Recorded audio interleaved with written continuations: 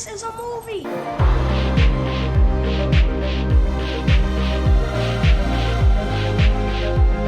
Keep repeating. It's only a movie. Only a movie. Only a movie. I love movies. Gosh, I love movies.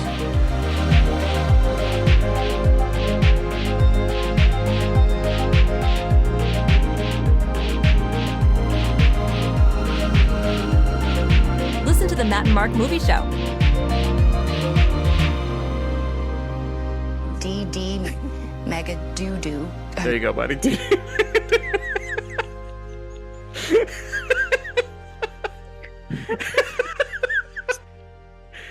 Welcome back to DD Mega Doodoo.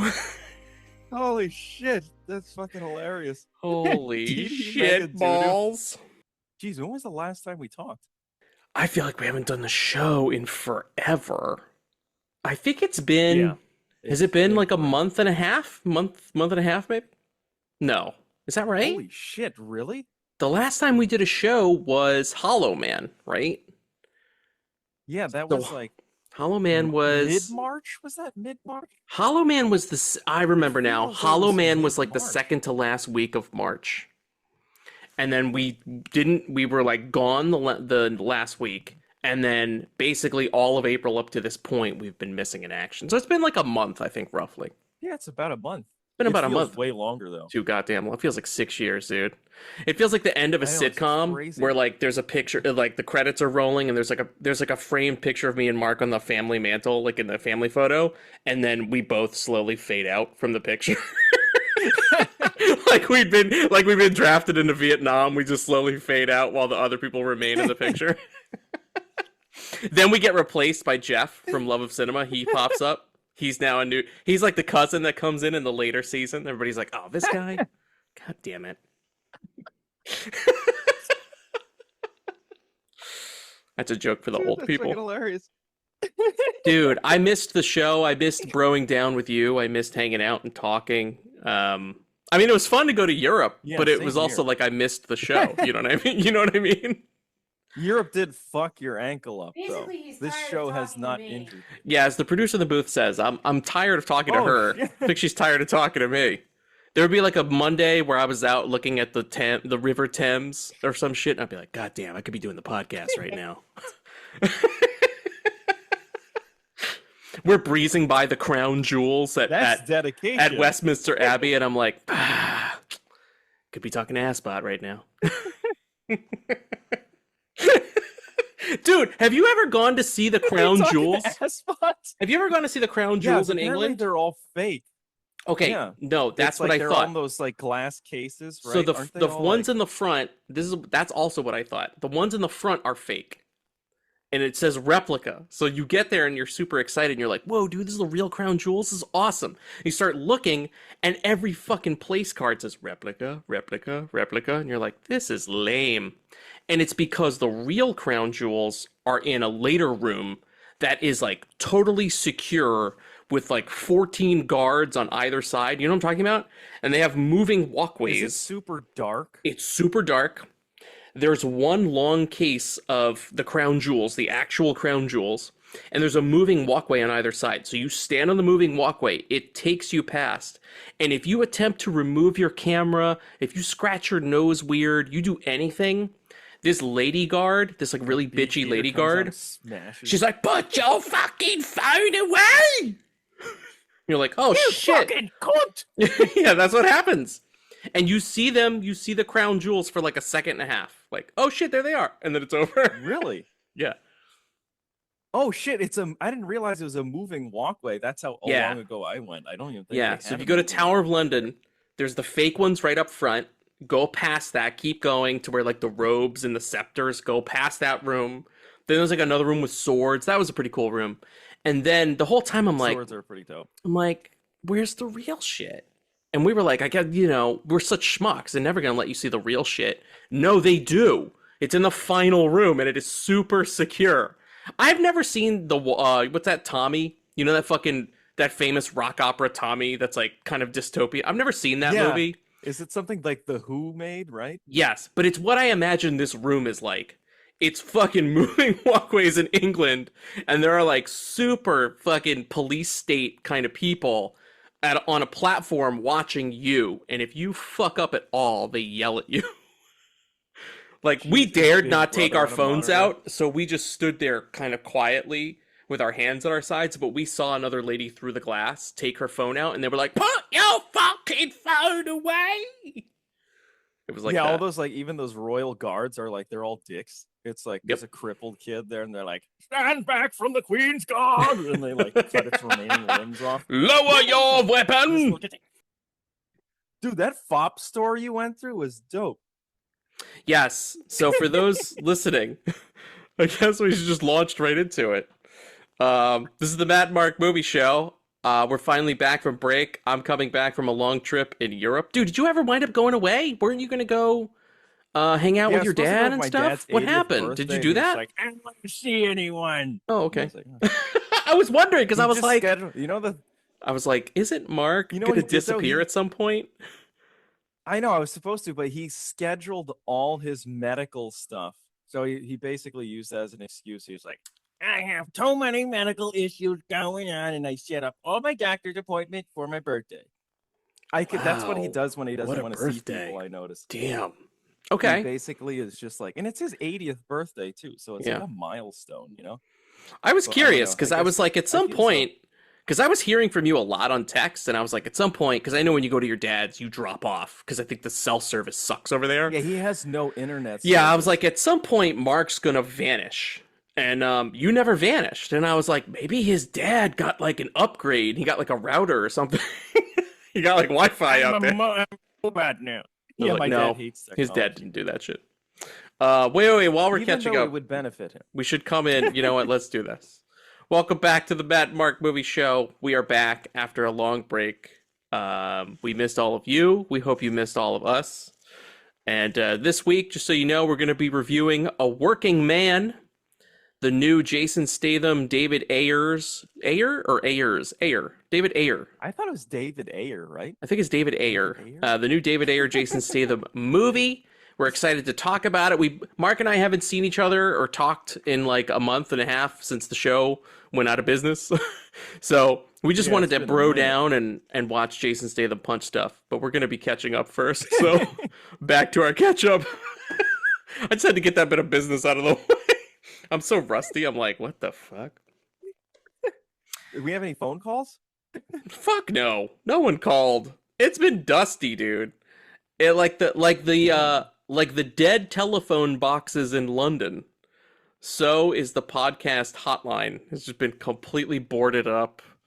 No one is calling. Wait, it. are they just there for photo shoots? Those boxes now? If you're our red buddy ones? Martin from Across the Pond, Film versus Film. When I was over there, people were texting me, like all of our British podcast friends, and they were like, "Watch out for the phone booth, Matt. That's where that's where our junkies live." And I was like, "What?" I was like, "I'm sitting there Damn. posing. There's fucking lines of people. They call them a queue over there. There are people queuing up to take a photo, and that's where the junkies live." That's what I heard. That's according to Martin from Did you Film get stuck versus with an Film. I eagle didn't by say that accident? shit. I didn't encounter No any junkies, though? Let me tell you, dude. I didn't encounter any junkies, any crap in England. It's super clean, dude. There's not even trash on the ground. It's so fucking clean. You're used to this Really? because you go to Asia a lot, where there's like super clean cities. I'm not used to that. I'm used to America, where there's trash everywhere. So it's new for me to go to a city and be like, hey, how come there's not like a bunch of trash bags in the middle of the street? Why doesn't it smell like piss? It's because in London, they actually give a shit and they take care of their city. They have some pride in their city. So I didn't see any of Dude, that. it's crazy when you go to those type of places. Dude, yeah. I didn't where you're even like, see... You mean it doesn't have to be filthy? The only homeless people I saw were in Paris. That's when I first started to see homeless people. In England, I saw no Yeah, homeless Paris is a people. shithole. Paris is dirty, and there's a lot of homeless there. I did notice that. Then I felt a little more The at one home. time I went, there was dog shit everywhere. Yes, there is. There is dog shit. Dude, try walking around Paris with a limp. Yeah. You gotta watch the cobblestones, and you gotta watch out for the dog shit everywhere. Like, great, my boot is brown now. Yeah, dude, you gotta watch Imagine out. stepping in a shit on that boot. Jesus. A And it just smelly gets French into the shit. fibers. I want to give it up for England, man. England was super clean. Everybody was super fucking nice. They took a lot of pride in their city. We could use some of that over here. Like, I was very impressed with London and how clean it was. That is cool, actually, yeah. It's Yeah, sort dude. of like that when you go to Japan. It's like, See, wow, I knew you would I know. can drop shit on the floor and it'll be okay. Yeah, dude. Isn't that like when you go to Singapore and stuff, it's like very clean, right? Yeah. And you're Yeah, I don't mind wearing flip-flops. Exactly. Or shorts. You're like, who gives a shit? Because it's clean. You're not Yeah. worried about In New getting York poked City, with a I don't needle or even wear something. shorts. Yeah, exactly. I don't even like to go outside in New York City, man. I don't. It sucks. It's so filthy. It's like, great, I gotta get yelled at by Dude, okay, homeless case in people, point, too. New York City, I mean, you walk unhoused. around, everything smells like piss. You walk around London, you don't smell anything. You just smell the air. You smell like the River Thames air. It's very nice. You walk by, oh, look, I'm smelling the smells from the food cart. That's it. That's it. You know, it's not like here You know in what America. my favorite is going to like a food cart like downtown in New York City, and it's like, it smells like sewage and Yes. halal food. Right. It's like, I can't wait to get my noodles at the sewage plant. I can't wait to get my halal food near this fucking men's porta potty. That's gonna be awesome, right? Welcome to San It's like the Francisco. construction workers have been slamming this thing for like the entire day. Yeah, Jason Statham's Good a thing there's working a man. hot dog cart right next to it. Jason Statham takes a piss in his construction site porta potty, and they put it next to the halal cart here in America. You go to that same halal cart in England, smells like halal food, smells great. That's the fucking difference. Dude, food is so much better, and don't you feel like lighter when you eat food there? You don't feel like Oh my a God. heavy, Feels greasy fat sack spectacular. of shit. Yes, I feel spectacular. I felt so good. I was telling, and Jess will back me up on this. We slept the best we've ever slept, like in the last few years of our lives in England. We had like the best nights Really? of sleep. Everybody felt great. Nobody felt gross from food. It was amazing. It was like, you know what it was like, dude? That's insane. Remember that part in Elysium where the guy like lays down in his like personal Bacta tank and it cures all his ills and shit? That's what it felt like. I would go home at the end of the day in Elysium and I would lay down in the Elysium bed and all my bad stuff would just be cured and I would sleep like amazing and wake up the next day and do it again. That's literally, as Matt Wow, Damon that's was so like, cool. let me in. And I was like, no, fuck you, poor guy. And then I kicked him off the Elysium wheel. Wasn't Elysium on like a wheel that was turning in space? Do you Yeah, it was remember like that? Halo. Yeah, it was like Yeah. all the rich people deserted Earth and they left for space. They were which on is a wheel. happening now. Yes, yeah. That's totally what happened. I like that movie. I thought that movie was cool. You would think I wouldn't like that movie because I don't really like a lot of the new sci-fi movies that Mark I, for likes. some Elysium's reason, good. thought you didn't, because it was kind of like, I know his later, more higher budget Yeah. movies later on were like Chappie. There's- Crappy. That's what I call that more one. like Crappy. Yep. Elysium was good. I liked Elysium. A lot of people don't like that one. Oh yeah, It it had some great action. You wanna go for the sequences Elysium, when my they were in bro? those- Yeah. Yes. I love that actor. I miss that dude. Charlton Copley, the great Charlton Copley. Well, I'll tell you this. Speaking of Great Britain, you know who hails from Great Britain is Jason Statham, and he's the star of tonight's movie that we'll be reviewing. But before we review that, let's do some quick house clean. I haven't done one of these in a while. Let's do an oldie but a goodie. An oldie but a goodie. Bring ambulance. Bring ambulance. Hey, it's the socials, the Matt and Mark Movie Show. Catch us on Instagram, Threads, Blue Sky. It's just so exhausting. All the places of the Matt and Mark Movie Show. It's all the same. Wherever you want to find us, that's where we are. You can look at our link tree and find all the ways to connect with us. Voicemail, you won't call it, but here's the number, 707-948-6707. Call us or don't. And also YouTube. We have a YouTube channel that I said I was going to be updating. I haven't. It's a lot of work. Like, it's already so much work just to do this podcast and cut it and put it up and maintain the Instagram that I can only do the YouTube when I'm not busy or when I remember, and I've not remembered in a while. I do think did I put our Mickey 17 up? Mickey 17 went up. Oh, nice. Hollow Man did not. And also, if you're keeping track at home, poor YouTube listeners or YouTube viewers are like, fuck you. Our sniper episode disappeared from YouTube. Wait, and now I'm gonna get real weird on you. What? Sniper, the Billy Zanuary episode of Sniper was on YouTube and then it vanished. Man, that's a good one. Wait, here's the worst part. I was like, no problem. I'll just re-upload it. Mark, I have 2 backup drives for the show that's got everything. Every raw file, every piece of art, every short, every episode. Holy shit. From the beginning, okay? Mark, the Sniper episode, gone. I don't know where the file is. All raw, all existing assets for Sniper, missing. It's as if Billy Zane and Tom Berenger sniped that shit and took it out. Because it's not there anymore. Just like Billy Zane's hair, it has gone. Damn. What the fuck? How did that happen? I don't know what happened, dude. It was weird. And Did you get like a strike down notice? I don't know what the fuck happened.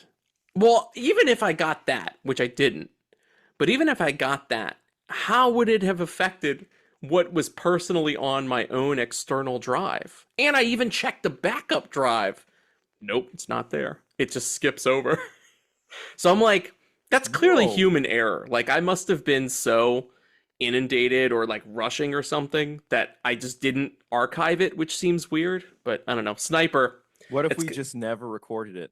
Maybe it never happened. Maybe it's like the Mandela effect. I don't even know what you're talking about, Matt. Right. It's like Mandela effect. We think it happened, but it really didn't.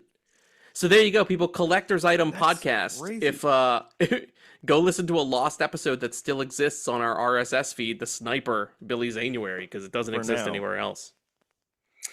And that's it. Hey, just a reminder, because it's been a while. Leave us a rating wherever you get your podcasts. Leave us 5 stars on Spotify. Subscribe to us on YouTube. Write us a review on Apple Podcasts. Ring the goddamn bell. There we go. Okay. Dude, wait. You know what we haven't done in a while? And it's okay if you don't want to do it. We haven't done Show Me Your Discman. Do you have anything you want to show?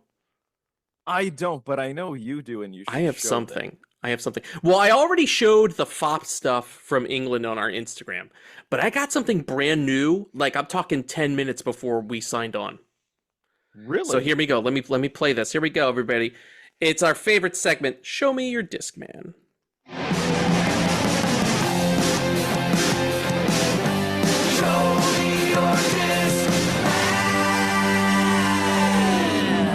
Yes, composer still at large. Mark. Yeah, he disappeared like the Sniper episode. That guy vanished and took the Sniper episode with him. All files are gone. Mark, I got Tombstone. Oh, shit. 4K Steelbook. Val Kilmer, rest in peace. This is a limited edition. Like, it's brand new. Brand new Tombstone 4K Steelbook. I'm going to tell you, I'm going to say something that's going to make you mad. I think if you didn't pre-order this, I don't think you're going to get it. Or fuck, really? You're going to pay through the nose on eBay. Scalpers and resellers are going to charge you triple what this is worth. I pre-ordered this. This is my favorite Western. I think it's between this and The Man Who Shot Liberty Valance. But I think Tombstone is my favorite Western of all time. Solid choices. But this is my favorite Western of all time, and I had to have the Steelbook. So here it is, 4K Steelbook of Tombstone. I fucking love that cover. There's the back for you. Justice is Damn, coming. That is dope. I really wish they would have had Wyatt Earp's you called for the thunder, now you've got it. Right? That's fucking awesome. Also, too, my wife is really into this, like, awesome, like, paper design. But the cutout, you can't really tell here, but, like, the cutout is, like, nicely, like, lasered. So it shows you a little diagram of the full book, but the cut on the bottom Oh, that's cool. of the J card is precisely laser cut around the dimensions. That's so really classy. there you go, guys. Tombstone, directed by George P. Cosmatos, but actually directed by Kurt Russell. True story. It's actually directed by Kurt Russell. You ask anybody on this movie, they're like, Kurt Russell was my director. So there you go. Wow. That has been this week's Show Me Your Discman, and that fucking song is so nice. Let's just play it again.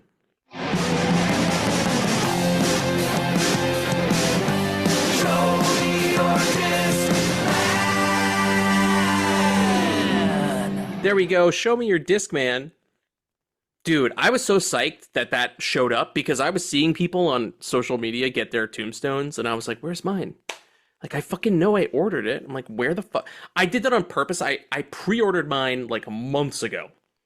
And here was my worry. I was like... Oh, shit. Like, months ago, dude. And I was like, oh, fuck. I'm going to go to Europe, and it's going to show up to my house, and somebody's going to steal it. Oh, man. Lucky for me, it You showed don't up have, like, today. a mailroom or anything? We have a mailroom, but sometimes there's no rhyme or reason. Sometimes the mailman decides, I'm just going to leave it upstairs for no reason. Then I'm like, oh, okay, great. So. And then your neighbor's like, oh, Tombstone. Tombstone, it's my favorite. It's my favorite pizza, and it's my favorite Also Western. my favorite Western. Yeah, it's my favorite frozen pizza, and it's my favorite Western. Tombstone. Oh my God, I forgot. Remember that? about Tombstone? Holy Real shit. frozen pizza, dude. Real frozen pizza. What was there? They had something about it's like, what do you want on your tombstone? Was one of the old ads? Or something What, like that? really? Wait, what do you want on I your remember they had a tombstone? whole ad campaign, and it was pretty funny. All right, you know what? You want to watch the commercial? Yeah, let's do it. It's okay. I'm not. This isn't going to go up on YouTube anyway. Here we go. Oh shit! Yes. Too tight, Marshal? Nope. Any last words? Nope. What do you want on your tombstone? Pepperoni and cheese. Time for Tombstone Pizza. Dude, Made with the pepperoni and cheese. What a basic That bitch. is a really dark ad. Get a supreme pizza at least, They're bro. hanging the shit. Mark, what do you want on your tombstone? Don't say cheese. What do you want on your tombstone? Shit. I'll take olives and sausage. There you go. There you go. Give it something, dude. I'm gonna What go. about you? What would you put on? I'm gonna go controversial. Hawaiian. I'll go Hawaiian. Oh, wow. That's right. I'll do No it. one's visiting your tombstone. Nope. Except Dwayne the Rock Johnson. He'll do a haka. Oh, working, man. I gotta say something. I realized this. Let me do a quick plug, by the way, for my Letterboxd. I'll try and put this in the link in the show notes, but if not, go to our link tree. I have a whole list on my Letterboxd of every Statham movie that I've watched and reviewed on the platform. Full reviews, including this movie. And it's called Nonstop Statham. I believe it's 29 or 30 movies. All Statham movies. We've It's still got a pretty lot to crazy, go. yeah. It's pretty comprehensive, but we've still got a lot to go. So do check that out if you're interested in hearing or reading more Statham content. We like Jason Statham around Dude, these that's parts. crazy. That means there's a shit ton of Statham content because you've watched 29 and you're still missing some. I'm missing a ton, dude. There's a bunch. I'm missing. I finally started watching The Mechanic. I haven't watched Mechanic Resurrection. There's that other one, Safe, you told me about that I still have to watch. There's a few random later 2000s ones I haven't watched yet. So when there's like a new Statham bank heist ones where he's not punching people. Oh, I've seen that. The Bank Job. That was based on a true story. I watched that. Yeah, if there's a new Statham, we're pretty much all over it. including this. Once we saw Working Man, so people at home are probably like, hey, why aren't you guys reviewing Sinners? Well, for the record, I saw Sinners. I'll talk about it later. But we just wanted to bro down with like a stupid movie. And we were like, Sinners is too good to talk about on the show. We just want to watch something dumb. Yeah, that was shot on IMAX. Yeah, we were like, can we watch something dumb, please? And so we chose A Working Man, which is a brand new 2025 movie. It's still out in theaters in some areas, depending where you're at. It's available on digital now, and it is starring Jason Statham, directed by David Ayer, written, did you notice this? Written and produced by Sylvester Stallone. Yeah, I saw that. That's pretty crazy. I got a little nervous when I saw that, though, because I was like, ooh, sometimes when Sly writes movies that he's not in, he tends to get a little more serious. And, well, I won't reveal anything yet. We'll see if that was the case or not. Mark, where do you stand on David Ayer as a director? He's had a weird career, right? He's very like hit or miss. Sometimes I feel like he gets a little too overly serious or too into his style and characters, where it becomes a detriment to the movie. Yeah, because they're all like they're too cool for school, or it's sort of like you know how David Mamet can write dialogue and it sounds cool and it works. Oh yeah, sometimes it sounds doesn't natural work too for David Ayer. Yeah, I would agree with that. You can tell he likes certain tropes too. I remember, weren't you really like, into that movie, The Tax Collectors, a couple years ago? You like kept talking about it on the podcast. Go to watch Tax Collector. That man. one I think it's one of those movies that it's so bad it's good. Oh, I could swear. I gotta go back through the archives. People who listen to this show regularly would be able to tell us. I'm pretty sure Mark saw that movie and reviewed it on the show. I'm almost 100% positive you did. Somebody in the comments. I'm pretty sure I wrecked it. Yeah. But I'll be honest, I do like his movies, and I think I've watched all of them. I'm pretty sure I've seen all of them except for I have not seen Tax Collectors, and I have not seen the Arnold one he did, Sabotage. Sabotage. Oh, remember that one? Did I see that one actually? Sabotage was like one of those like SWAT team kind of movies with Arnold, and it was like a really grotesque. Yes, I did see it. Like his wife gets chopped up or something. No, not her! How could you know? That movie was like The Expendables. It was kind of like you were super excited about it, and when you read about it, it was like, this is gonna be dope.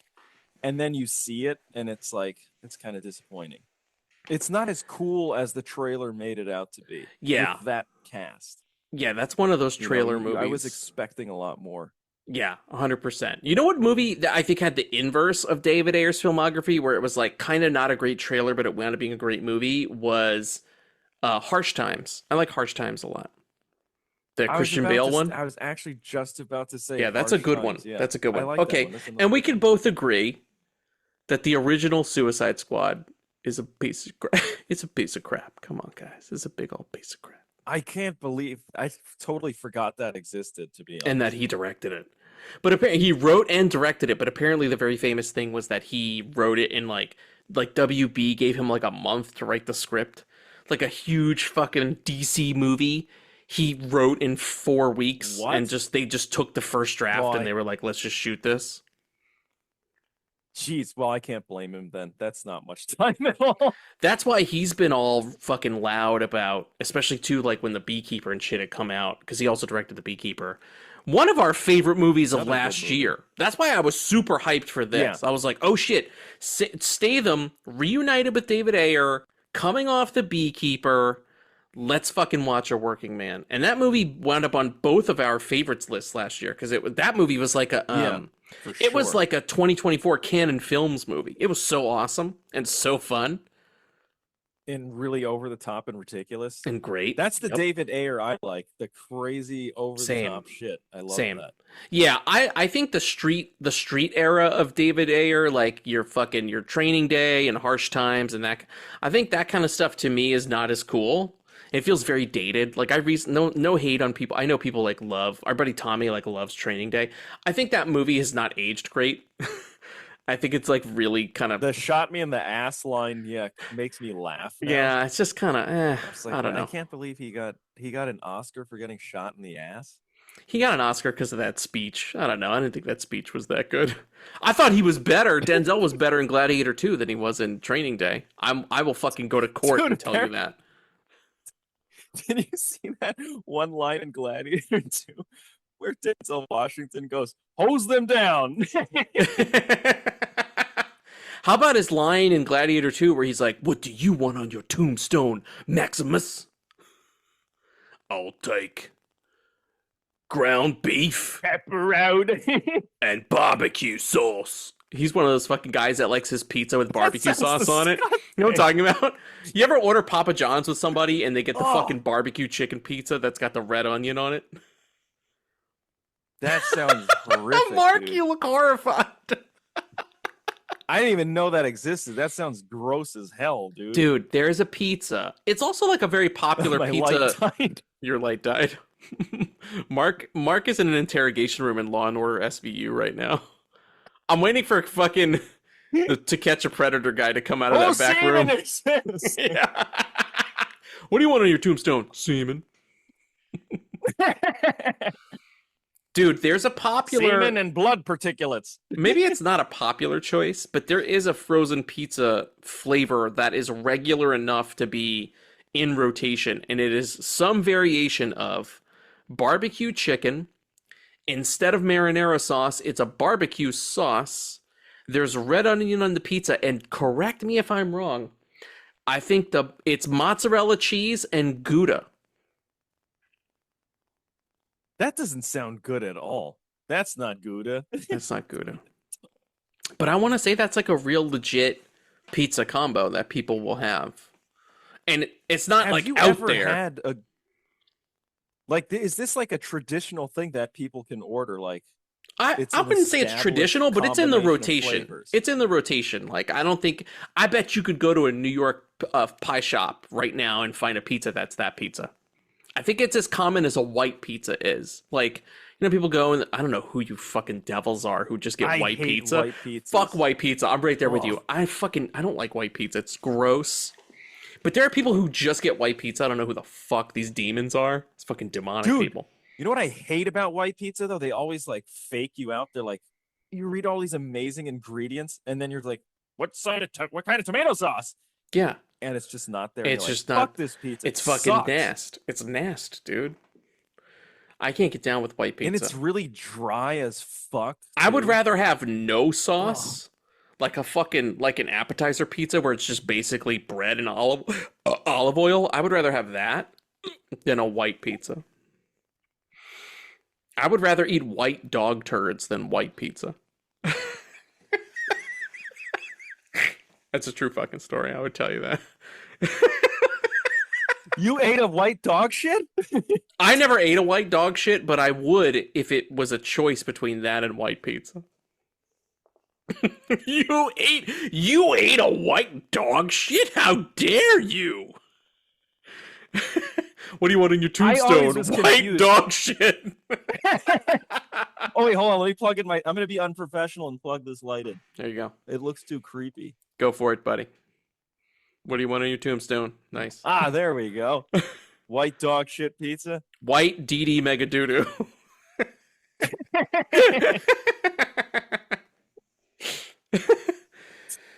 So I don't think it's out of bounds to say that Mark and I were excited for A Working Man. I was excited to watch it. As soon as I saw the trailer for it, I wanted to see that shit immediately. So here we go, A Working Man reuniting Jason Statham with David Ayer.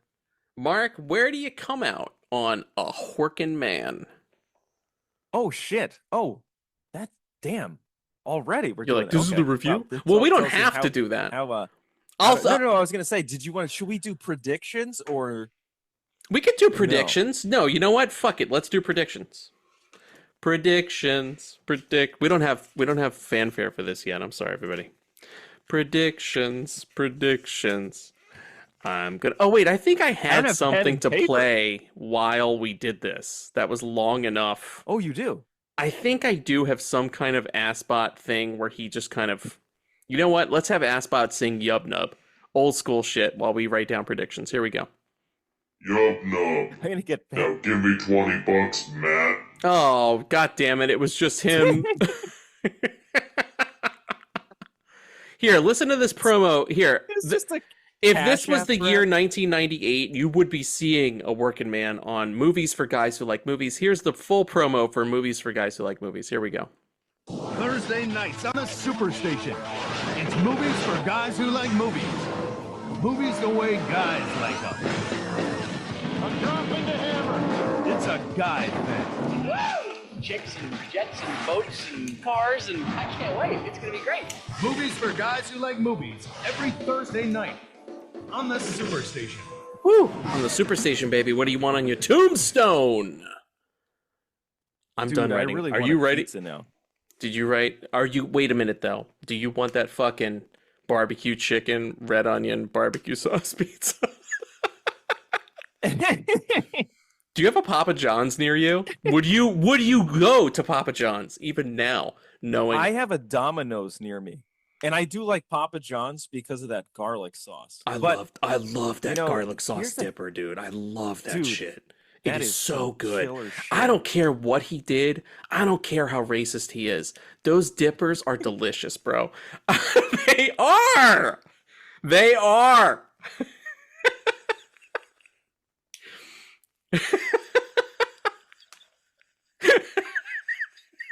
Man, I completely forgot that he's a racist. that's his whole problem. That's how good that garlic sauce is. Dude, That should yeah. be their ads, really. Our garlic sauce is so good, you forgot that the You founder forgot was a he was piece of racist. shit.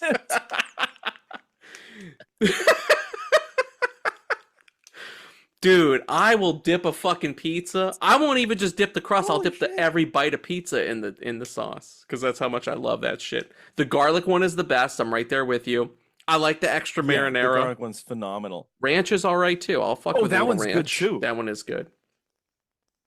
Do you put ranch on your pizza? No, I don't go that far. I don't go that far. You know what though? I'll put a chicken wing in ranch. Like if we get wings with it, Oh, that's fucking phenomenal. I that'll prefer go that right over blue straight cheese. up. Yeah, straight up. Oh, I actually got something for you. I don't know if you'll like this or not, but Oh shit. dude, if you make mashed potatoes with like American cheese, Oh, and then you put a little bit of like ranch Oh, dressing on oh. it instead of gravy. That oh fucking shit. is Oh my delicious. god. That sounds fucking amazing. I'm gonna get a fucking heart attack and die, but you Yeah, have dude, to this try is it. the It's high so good, cholesterol man. episode, dude. We got all the hits right now.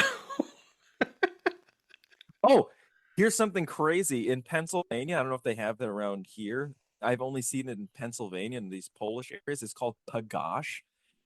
Have you heard of it? No. This is a white pizza, by the way, but instead of tomato sauce, they use mashed potatoes. So it's basically a What? fried piece of bread with mashed potatoes and cheese on top. Holy Dude, shit. it's delicious. Oh, Pakash. That sounds amazing.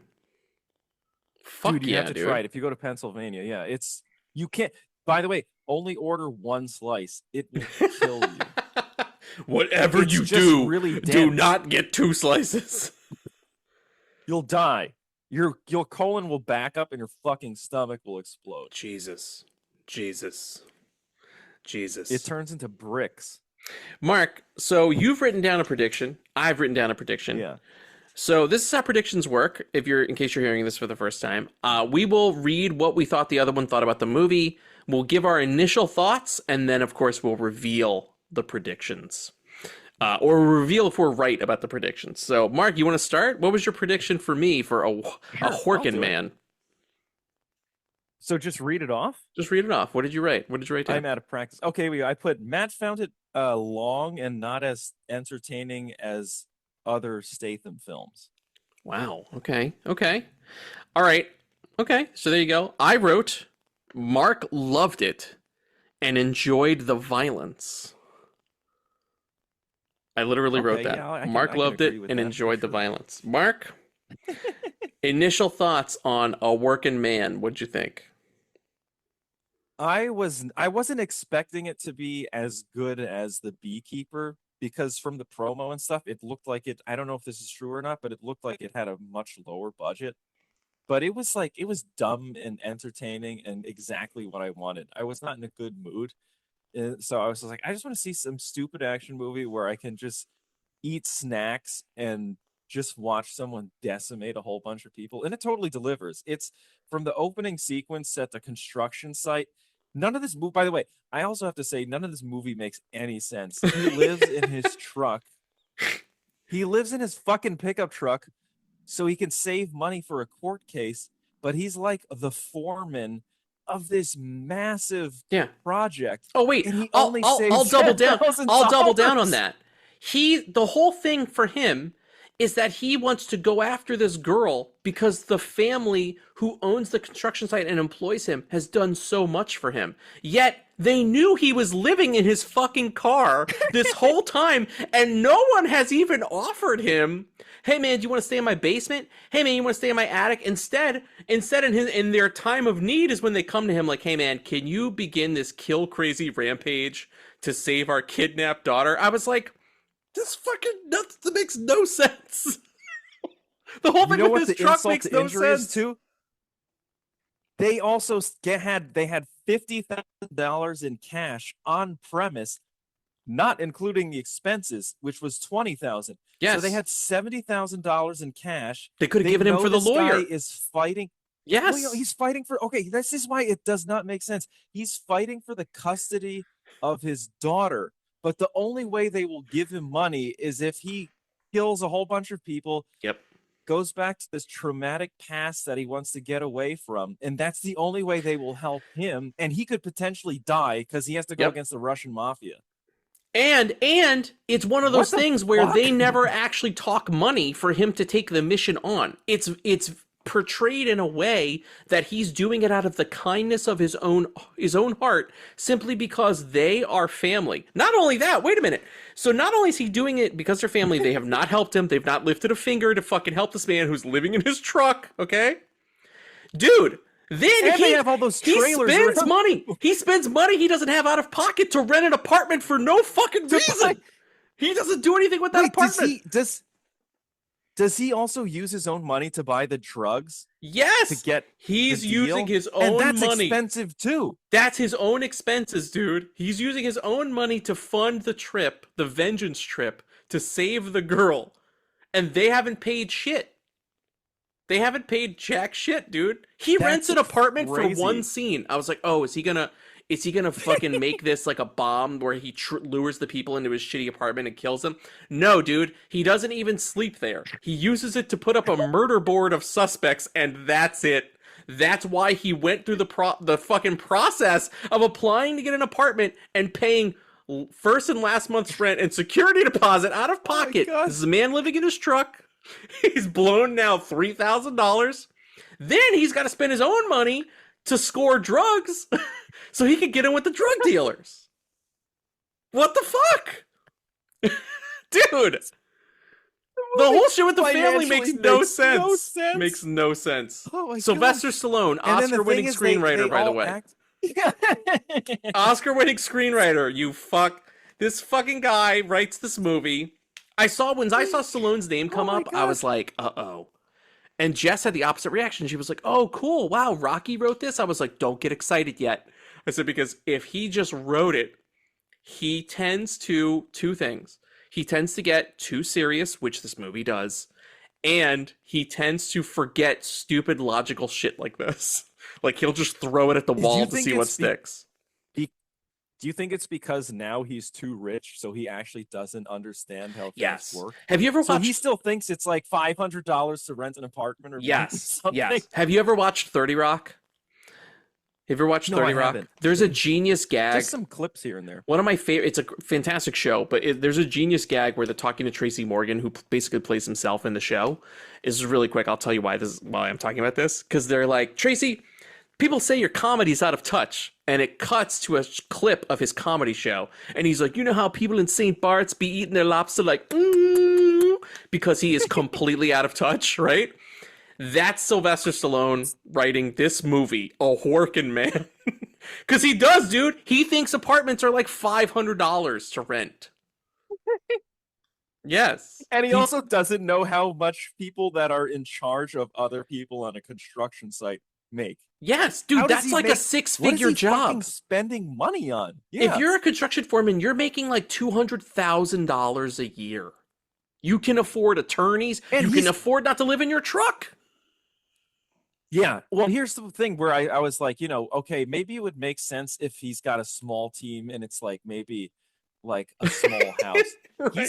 He's doing this is a fucking skyscraper. Yes. Like the foundation of this place is massive. This is Also, big ticket fuck those people construction. for not letting him sleep in one of the empty skyscrapers. Yeah, dude, or couldn't he sleep in the office? Or couldn't he sleep anywhere?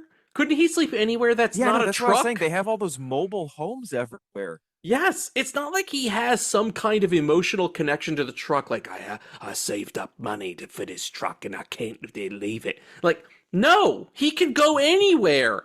Why wouldn't he just fucking set up a tent in his daughter's backyard so that he could see her? Like, it doesn't matter. It makes no fucking sense. That was so frustrating the whole time. I was like, these people are pretending to care about him. No one has offered this man a place to stay.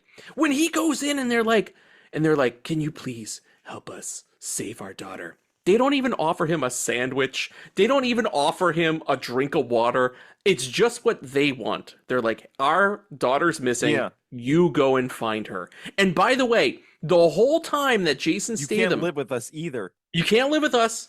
The whole time Jason Statham is risking his life to save this girl, okay? Do you think the family has done anything like call the police or call the FBI? No, dude.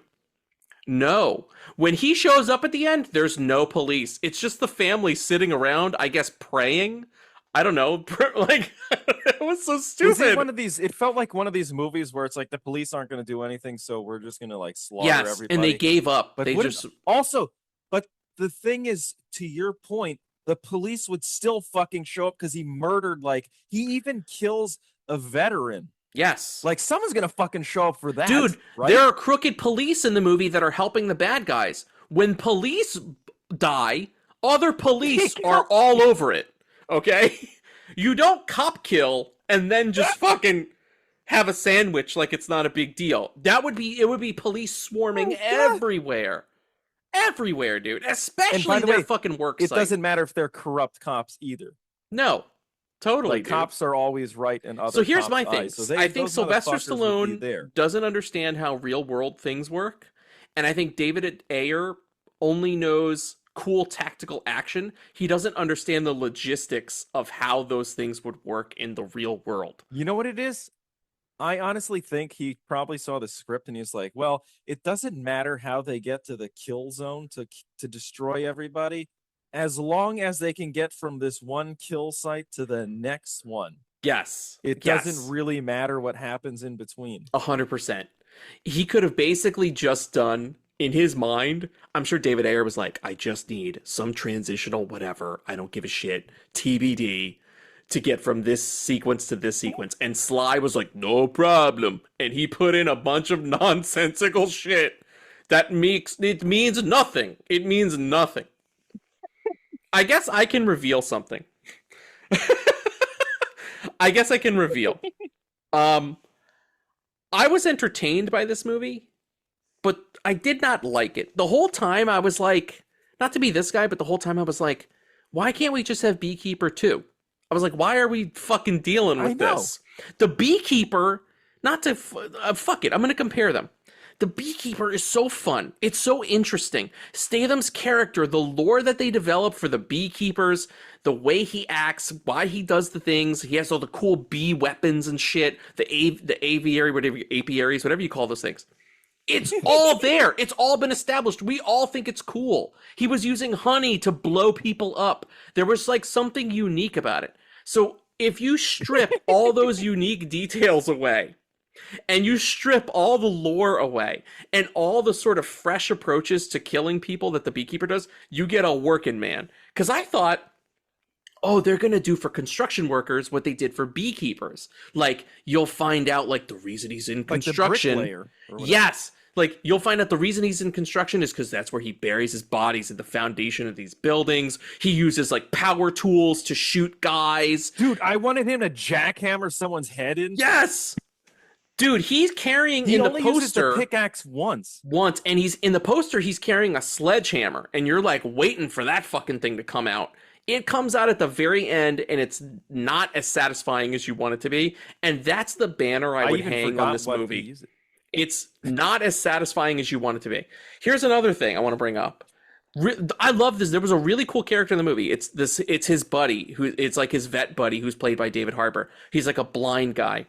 And the movie does a really cool thing. It shows you the complete backstory of these guys and their unit all during the opening credits. It's really done in this cool motion graphic-y kind of style. You understand exactly like where they're coming from, why Jason Statham isn't in the military anymore, what happened to the other guy, whatever. Okay. Hero shit. Standard hero shit. So when you first meet David Harbour, who's a blind guy now, he fires an arrow and nearly hits Jason Statham because a guy's coming onto his property. And immediately I thought, oh, is this going to be like a Zatoichi type deal, but like with a blind Fury, gunman? I was hoping he would be. Yes. Blind Fury. I was like, oh, he's going to do a cool thing where the blind guy is going to be like a sharpshooter for him in these situations. Dude, it never comes up again. That fucking blind guy hangs out at his house and helps watch Jason Statham's daughter. And I was like, why do the archery bit And he gets a all? top billing too. Yes! It seemed like such a wasted opportunity. He got top billing to do nothing. Didn't it seem like that was Also, by such the a way, to cool your movie point- thing to have the blind guy like fucking help him? Well, right? to your point, all he did, because nothing happens with that, all he made him seem like he's a fucking dick. He just fired an arrow at his buddy. And that's it. Exactly right. It doesn't give him justification for doing that. Because you're like, oh, wow, he's such a good marksman. Oh, shit, even though he's lost his sight, he's going to Zatoichi this shit. It never fucking happens. And the other thing, too, is it's like they may be trying to make it feel as though it's grounded in reality, but it's clearly not. No. So it's okay to do that, I think. And in fact, I feel as though if that had happened, like at the end, even if it's just at the end at the mansion where he's just firing some like exploding that would have been arrows at the awesome. perimeter, everyone would have been Dude, like, it would have been such a crowd-pleasing moment finally. if you didn't know that David Harbour was there and all of a sudden outside in a truck, the blind guy stands up with a fucking like bazooka and just fires it. Dude, that's a dynamite sequence right there. Though. He fires it backwards. He fires it backwards. That'd be funny if he fires it backwards and he winds up doing like way more damage than Jason Statham does. Like he destroys the bad guy's hideout. Their whole layer just collapses. That would be amazing. But instead, this movie is more interested in being like, holy shit, what's the super serious human trafficking child drama? Like, I'm going to also say something else controversial. Human traffickers, Mark, they're not good bad guys in action movies. They're too serious. They're too dour. I feel like the bikers... about trafficking children. Dude, they're like the bikers in the movie are way better villains for him because they're fun to watch. The guys who do the drug deal, like they have fucking horns on their helmets. They're big guys. Didn't that feel like that was the only cool part for the bad guys? Because the guy has like a throne made out of like fucking motorcycle mufflers. Yes, like, I wanted more of that, and it's dope. Yes. Yeah. Okay. So here's what I will say to your point as well, and I know I keep saying that, but it feels like the beekeepers set up audiences to accept stupid things and things that just aren't real and pure fantasy. And then for this one, it's sort of like, okay, we'll just give you one of those, even though it's been proven and in the box office too that people actually like the over-the-top weird kind of things that are escapist grade A cheese. Yeah, exactly. We want grade A cheese on our tombstone. We don't want this white I'll piece tell of you another shit. thing. Russians are not good villains ever. Agreed. And did you also notice, like, for something they always call their fathers papa and other like, yes, I don't know. That's just something I noticed. I also wanted to point something out. There's boring as fuck. There's a weird thing with the Russians in this movie and one other character. Why are the characters in this movie? I think you'll know what I'm talking about because you're a style guy. You pay attention to the way that people dress. I clearly don't. I dress like a schmuck. Yeah, Mark understands, but Mark has style. He understands this stuff. Okay, why is every bad guy in this movie, not the bikers, why is every trafficker or Russian guy dressed like they're at the MTV Movie Awards? There's a fucking part where that was weird. Dimmy is in like a pink cowboy outfit. Very weird. And then I wanted to talk about It's the like, what's with all this grandpa. shiny clothing. What's with the grandpa in the movie? Dude, He's that like guy was dressed so bizarre. He's like a character archetype in a movie I don't think we've ever seen before, which is, you would think, okay, so just to set this up for the audience. Jason Statham's daughter no longer lives with him. His wife died, and so I guess because he lives in a fucking truck. The person who got custody of his daughter is the dead wife's dad, the grandpa. But the grandpa isn't like filthy rich. He's filthy rich, but here's the thing. In any other movie, we've seen this character before. He's like a very stodgy kind of Republican, polo-wearing country club kind of guy. No. David Ayer introduces a new twist on this character where he's like a kind of new agey LA douche kind of guy. So like he dresses like he's in a Beastie Boys video when he throws a party, I guess for the girl or just a party. It looks like, I'm not kidding, dude. It looks like the MTV Movie Awards. I was like, what the fuck is this? And it's all, everybody's acting like it's natural. Everybody's acting like it isn't weird. But I was like, who is this not weird for? Because again, like an out of touch thing, like the whole Stallone thing, I was like, no grandpa exists like this. I was like, this is like an LA grandpa. This is like a Hollywood grandpa. Doesn't it feel like it's kind of like that's his sense of humor? He's like, okay, yeah, it's all serious, but how about he wears some stupid clothing? 100%. So that's actually the comedic element, not the character. Yes. Here's something, by the way, did you notice this about his family, which was very odd? All right, he's a soldier, right? He's been through all these traumatic experiences, yet his wife unalives herself because she's mad at him because he's working to protect a country. Yes. And his father-in-law also thinks he's a piece of shit because not because he's a terrible father, but because it's not because like his daughter's upset. upset. Day off from the army. He's mad at him because he thinks his actions and his behaviors is making his daughter sad enough to do that. Yeah, but the thing is, it's not like he's like this substance abusing drunk. He's a special forces guy. Yes, and they don't. And the other thing too is he saves his father-in-law's life, and the first thing he does is take a shit on him. Yes, and thank God his daughter has that one line, and she's like, "You just saved you, dumb fuck." That was.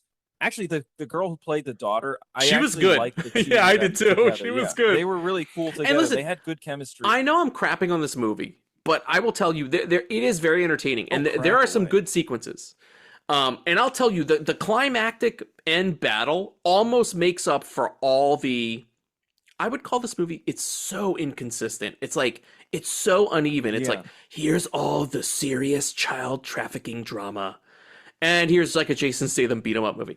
The action that happens, the ratio is uneven as fuck, but the action is really good. The fights are good. I think the best fight in the movie is him versus the bikers in the biker bar.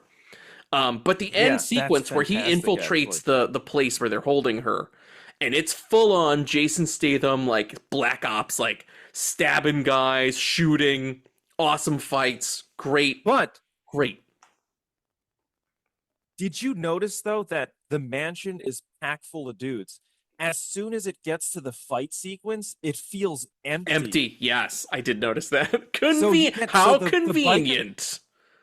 So the thing is that the biker fight is the only one where it feels like it's in the Beekeeper universe of awesomeness. And by the way, yes, here's why it's uneven as well.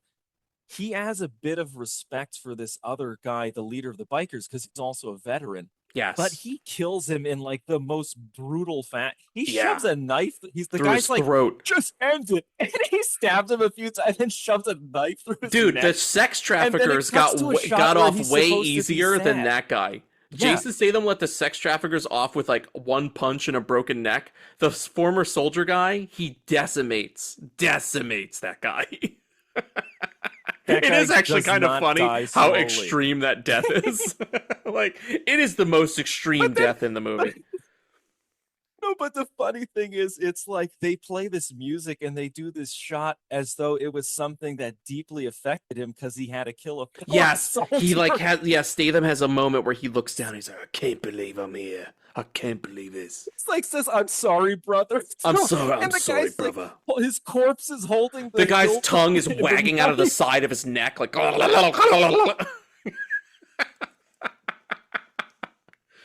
Dude, and after all that, no blind guy helping him, even though we set it up. No sledgehammer fight, even though it's on the poster.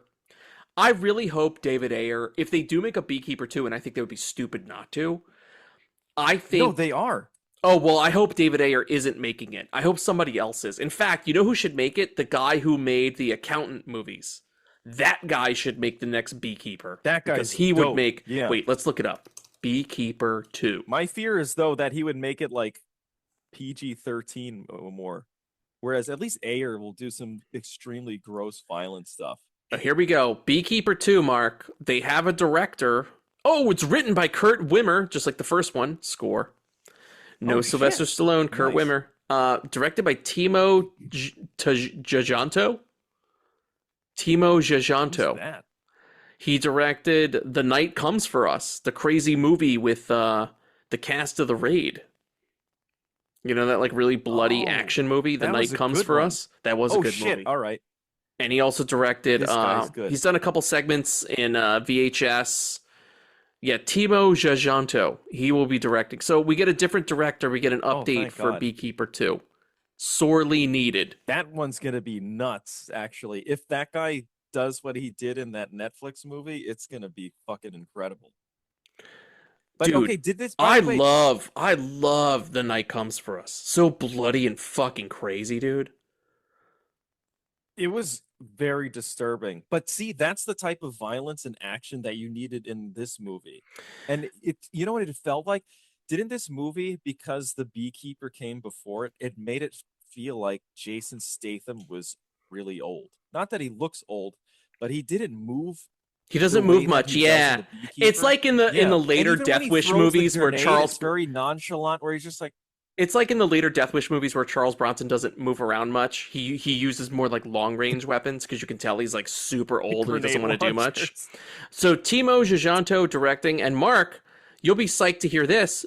Beekeeper 2, produced by D.D. Megadoodoo. Produced by D.D. Megadoodoo. I can report.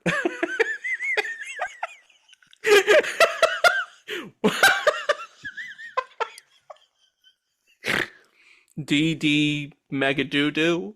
D.D. Megadoodoo. It's a great setup. Dude, you got to make a clip of that. Holy fuck. There you go. Timo That's who Giajanto. directed this fucking movie. Dude, if D.D. Megadoodoo directed fucking A Working Man, it would have been awesome. It would have been the movie we wanted. It would have worked. Also, it should be called A Hard Working Man.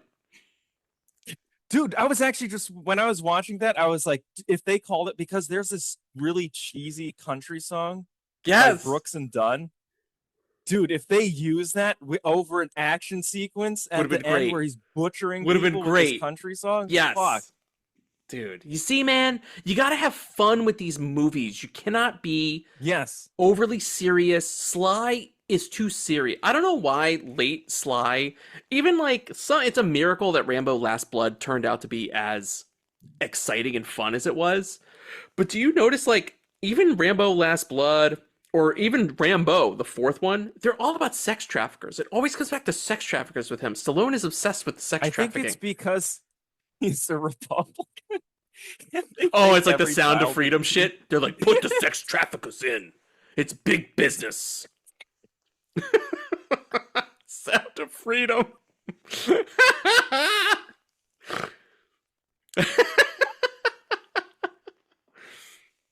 Dude, we should review that.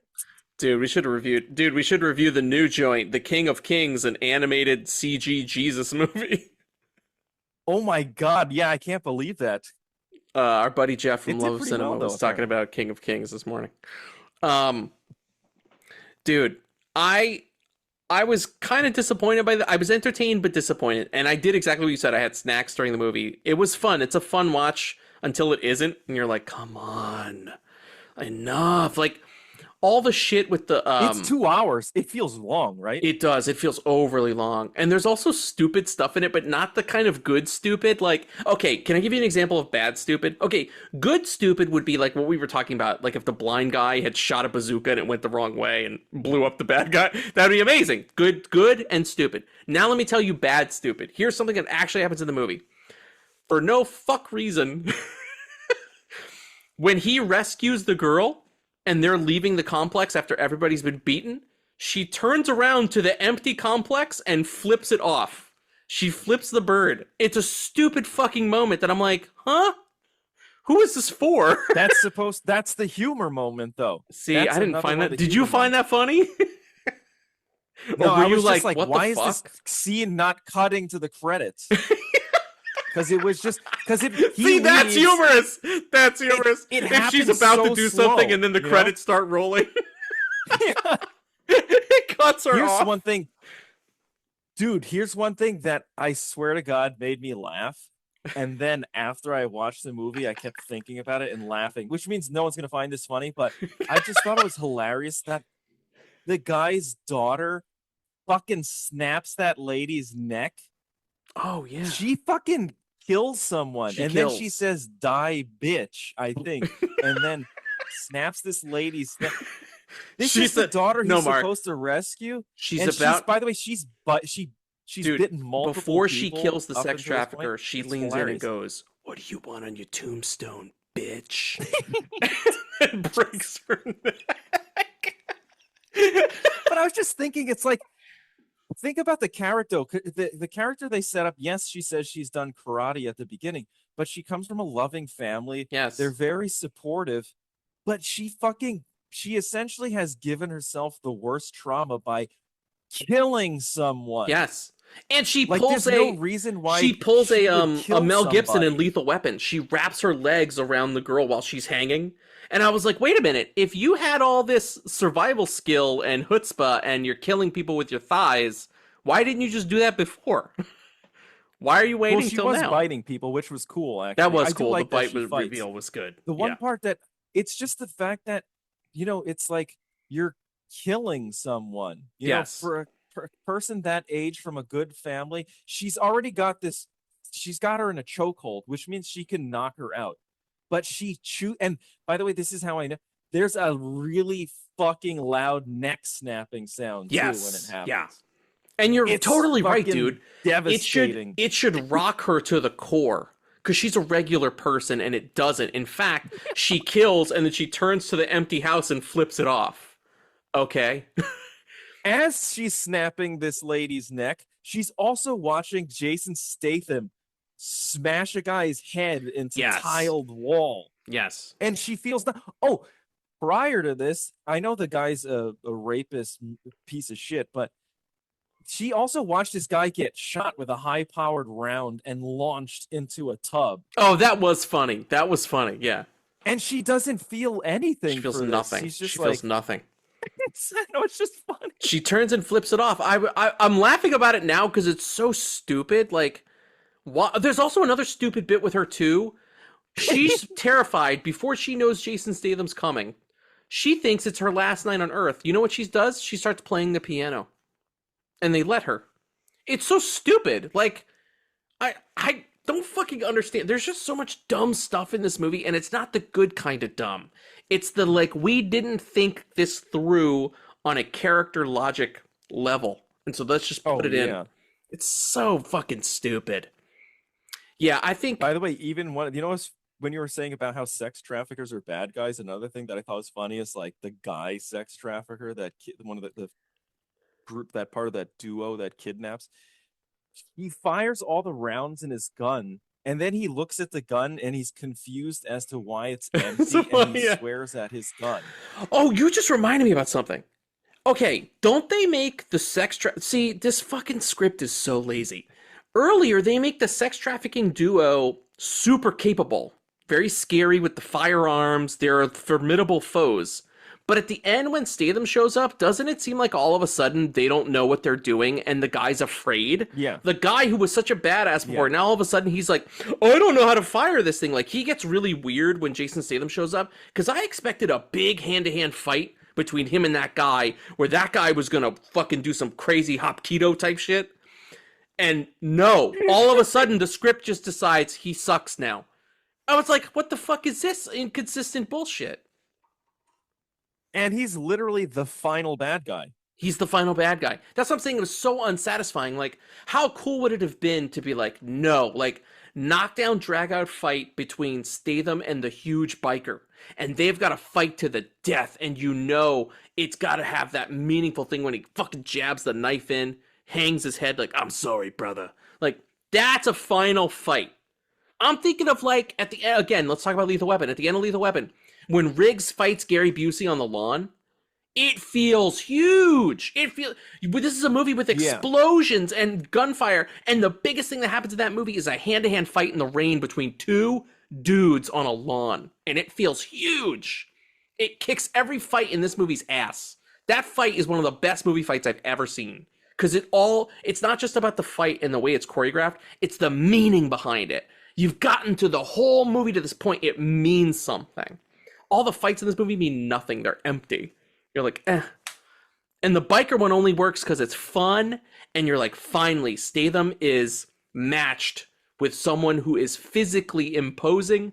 And like you said, there's guys coming, right? There's no excuse. It's not a fake cutaway and a cheat where all of a sudden there's no other background people now. It's empty. No, if there's 12 bikers in the room, they're in every shot, and he's got to take them on.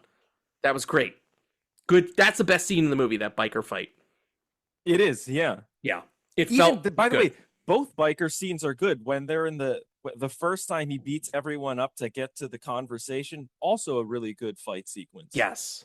Yeah. Really good. Really good fight sequence. It's, that's a good point. It's because it's like all the side character battles are way more epic than the guys that you actually want to see have a drawn out fight. You're totally right. Yeah. Even the prime pervert guy gets blasted like easily. You want something really bad to happen to him. There's He's a no piece of shit. There's no drama. They don't. There's no power. There's no shift of power. It's just he wipes them out, and they are they cower before him. Versus the bikers, where it's like, I don't know, these fucking guys could. The only reason you know the bikers aren't going to take him out is because it's about an hour into the movie, and we got an hour left. So you know there's no way, there's nothing. You're like, he's going to walk away. He might be hurt. He might have to fucking go to a hospital and sleep in a hospital bed instead of sleeping in his truck for a night. Dude, if you have to sleep in your truck, why wouldn't you just go to the hospital so you could sleep there? Why wouldn't you go anywhere, dude? Just step in front of a cab, Anywhere's get hit, better and than go to the sleeping hospital. In an F-150. Yes, dude. The F-150, and also the F-150 has no room because he's got a fucking police like laptop. He's got a camera. His whole backseat is crowded. Where he could lay down, there's no room. You can't recline the seats. So why would you sleep there? Also, if you've got a truck, dude, why wouldn't you just sleep? Just sleep in the bed of the truck. Put a fucking mattress down in the back of the truck. No, it's implied he's sleeping in the cab, dude. What the fuck? Nobody thought about this. Nobody thought about this. Here's another dumb thing. He has a remote. He can fire his sniper rifle from a screen. He uses it once. But it's this big attachment that's in the front of his chest. Oh, yes, that's right. And as you're seeing him gear up, you're like, oh, what the fuck is that? Is that a claymore? No, it's just a flip-out screen that he uses once, and that's it. And he makes a Bluetooth joke, and it's over. That's totally... Dude, that's right. I forgot that cool thing existed. See, this movie introduces shit and does nothing with it. Introduce a blind guy with a bow and arrow. Boop, never does anything with it. Introduce that cool thing Mark was talking about. Little sniper screen. Nothing. What the fuck? I forgot all about that. He didn't even use it in the end either. He just goes in. I was like, also, these people don't have fucking security cameras. He just walked right in. They were like, here he comes. Dude, my favorite was the Russian guys watching the security cameras. And they just watched him roll up and they did nothing. They were like, here he comes. What? Also, if you're going to go through the whole deal he knows there's cameras. Early on when he puts that one guy in the pool and he drowns him, right? He's like, "That's for your wife. That's for me," right? Dude, when he rolls up to that guy's house, that guy has cameras in every room of his house. Statham is doing a thing where he like knows the cameras are there, so he's lowering his hat to conceal his identity until he gets to the main guy's room where there's cameras everywhere and his face is just on pure display. So which is it? Like, you know what I mean? You're either incognito or you're not. Like, pick one. And the other thing the thing is too, there's like a vested interest in him to be stealthy, because if you think about it, he's doing something off books, which means it's illegal in the eyes of the law. And if he wants to be with his daughter truly, he should be hiding his face and dodging cameras and not just trying to be like, "Here I am." Yes, Take that's a what photo I'm of saying. my face as I slaughter everyone.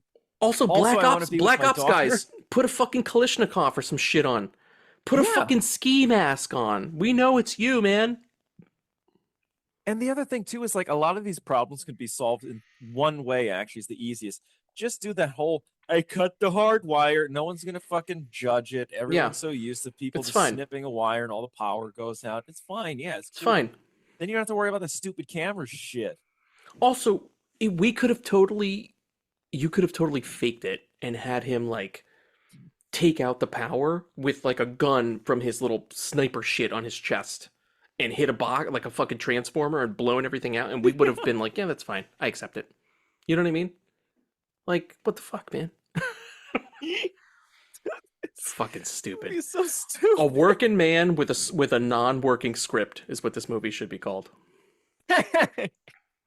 Mark, so wait, we never compared predictions because we got so excited, but I was kind of wrong, or maybe I was right. I said Mark loved it, enjoyed the violence.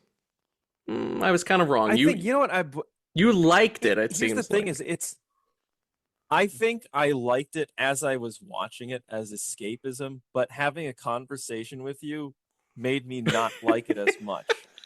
It's one of those. Which is usually what happens on this show. I'm always like, "I fucking love it," and then you say some stuff. I'm like, I've gotten so many, dude. I've gotten so many messages from people. Well, not even about the creator. I've gotten messages from people about Indiana Jones, Dial of Destiny, where they were like, "Mark came in so positive about Indiana Jones, Dial of Destiny, and throughout the episode," and I forgot all of this. They were like, "Matt just consistently trashes the movie and basically wears him down so that at the end of the episode, he hates it too." And I was like, "Is that true?" It is a bad movie. It's a terrible fucking movie. It's a terrible. But I didn't remember that. But I guess you're right, because you were like, as it happens on this show, Mark gets excited about something, and then I just shit on it and shit on it and shit on it. Well, here's the thing: is like if someone gives me like a good logical argument, I'm not gonna like just forcefully ignore it. Like, you know, that if you give me a good argument, I understand it, and I'll have to change my viewpoint because with this new bit of information, it's like, yeah, this movie does suck dick. It's just, I don't know why I try to correct myself for cock and said dick. Dick. So there you go, a working man with a non-working script. I don't recommend a working man. I think this is weaker Statham. If I had to compare to the rest of the movies in the Statham list, nonstop Statham. You can put this with War or whatever. Chaos, yeah, War was bad. War was bad. I would put this at the bottom. This is like more bottom tier. I feel like Beekeeper is S tier Statham. The S is for Statham for sure. Hell yeah. The One I would put up at the top S tier. The One is fucking awesome. One is fucking dope. Solid. Question: Solid what movie. do you think is his worst movie then? And if you can't choose this movie, what do you think is his worst film? Oh, I'll tell you. Well, hang on. Let me actually check the nonstop Statham list. Here we go. By the way, again, you can get a link to this in the show notes, or just go to our Letterboxd. I have them all collected. I think the worst one might be. Oh, I think I know. It's a tough call between War and Wrath of Man. I think both of those are awful, truly awful movies. But there's been some amazing new ones, like Operation Fortune: Ruse de Guerre is a great movie that no one saw. Yeah. I enjoyed. No one saw that. No one saw that. I enjoyed the Meg, but the Meg 2, The Trench, was hot garbage. Hot garbage. He's like one of those guys that has like a really good one, and then the next one's mediocre, and then he has another really good one, and then the next one's mediocre. And that's allowed his career to keep going because he hasn't had like a couple mediocre ones. Like Transporter, great. Transporter 2, mid. Transporter 3, awful. Awful movie. But both Crank movies, solid. They should. I don't know why he hasn't gone back to that. I'm hoping for a third Crank. Yeah, why wouldn't they make a third Crank movie, dude? Amazing. I feel like people loved those. That guy's the shit. Jeff Chilios. I'm surprised. Yeah, if they don't. Well, I think you know what? Maybe I noticed the two directors. It looks like they had some sort of a falling out. They broke up or something. Yeah. They direct. Yeah. They direct so I'm separately. wondering if they took the rights with them. Like it was like a bad divorce. Just give it to somebody else, dude. Just give it to Timo Giganto or Didi Megadudu. Give it to somebody.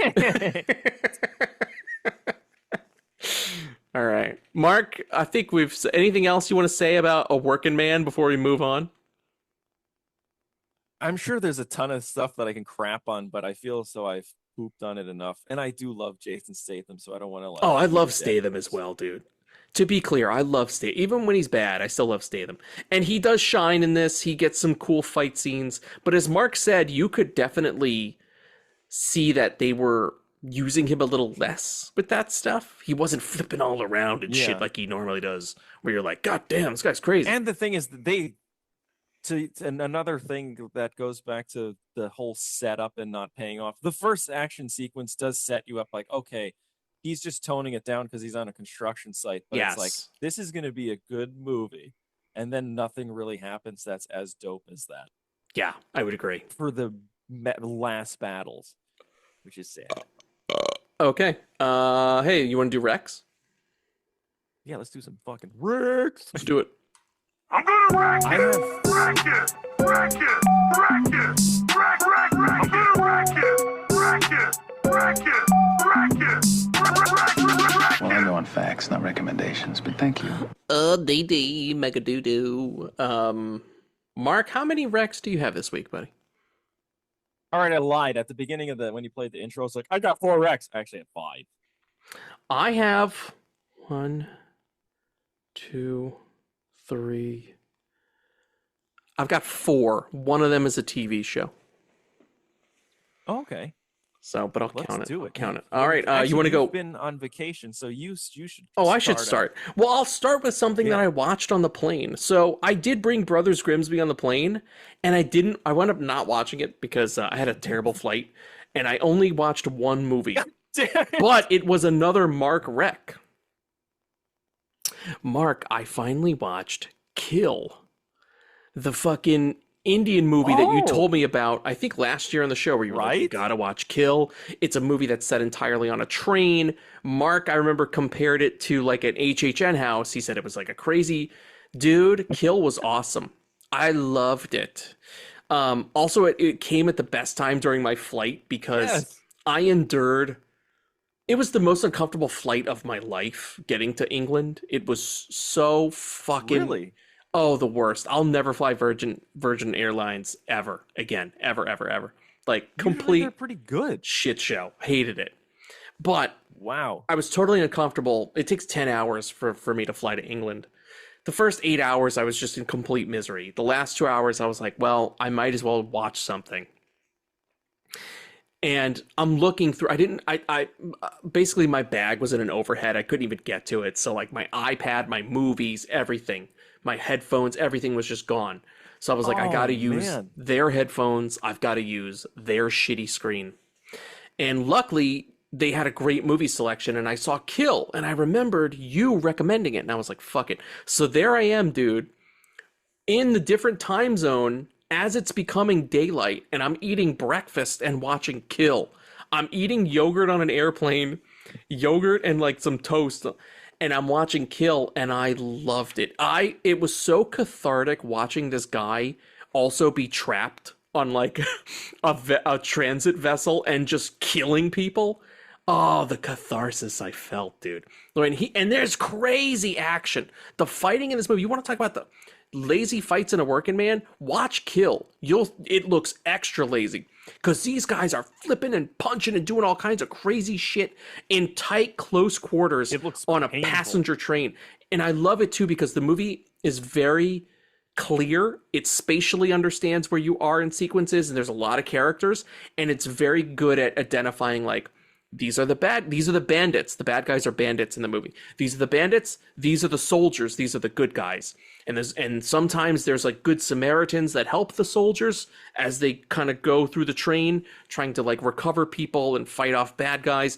And here's the bandits. And then you have a great thing where it's like, it was just so cool. Like, there were clever moments where bandits, because everybody's dressed in normal clothes, bandits would pretend to be good Samaritans so that they could get in the soldier guy's graces and then betray him. Great fucking movie. Kill. Highly recommend. Mark, that was all you, dude. You told me about Kill, so thank you. I loved it. Dude, I saw the HHN-ness. That sequence where he hangs some of the bandits in the car. I think that's what you were talking about. And they were draping, and you had to walk through their legs. And the living bandit guys were like... they actually looked rubber. They did look rubber. Yeah, it looked like HHN. Great fucking movie. I loved Kill. I had a lot of fun with it. Great wreck. Yes. That Great and Monkey Man. Oh, dude. Crazy good action sequences. Those are like that's like raw action movies. Like, you want aggressive, raw action? Yeah. Monkey Man, Kill, and The Night Comes for Us.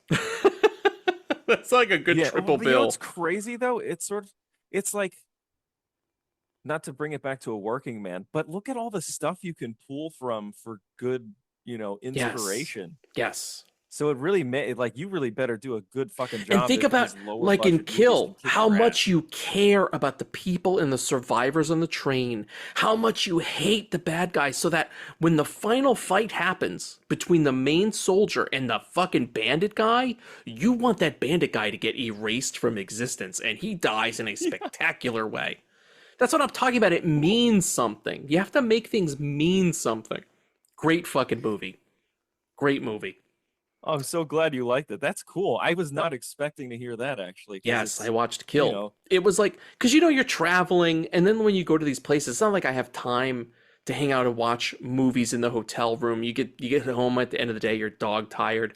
And in France, you can't watch anything because everything's in French with no English subtitles. They're like, fuck you, American. So you can't watch anything.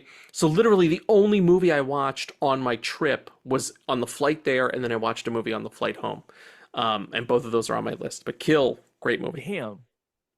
What's up for you, buddy? Awesome. That is so cool. All right, let's see. What should I do first? All right, I'll just go in order of what I have. I watched Night of the Creeps. That was like one of my favorites. Like for fucking ever. And I never knew anything about it other than like posters and covers, and like maybe it was mentioned in some like horror mags. And me and Tommy are fucking spamming the text thread with the quotes. I think that's what really inspired me to watch it, because you guys really advocate for that movie, and it's awesome. Oh, I'm so glad you liked it. Enjoyed it. Great fucking movie, and it was right? like a 4K copy too, so it was like, I was not expecting it to be that good.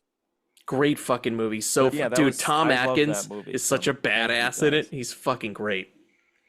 Yeah, Tommy and I were broing down in the text thread about it, and just throwing out Tom Atkins quotes. It's Miller time, thrill me. The good news is your dates are here. The bad news is they're dead. One of the best fucking lines in a horror movie ever. Tom Atkins at his most badass. Great fucking movie, dude. So good. Awesome effects too. It's like everything I wanted, like schlocky, fun, and just like crazy. But it's also like a very good looking movie. Yes. It's a schlocky 50s B movie in an 80s horror movie. That's the pitch I usually give to people. Yeah, that was really cool. Oh, I'm so glad you liked it. Yes, dude. Oh, now you finally have seen Night of the Creeps. Yeah, there you go.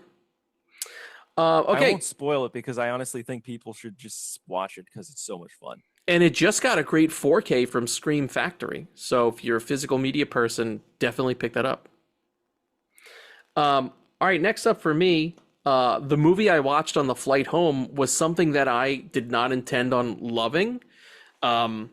Love is a strong word. I really liked it a lot. I thought I was going to hate this movie. I don't know why I watched it. I was in a weird mood.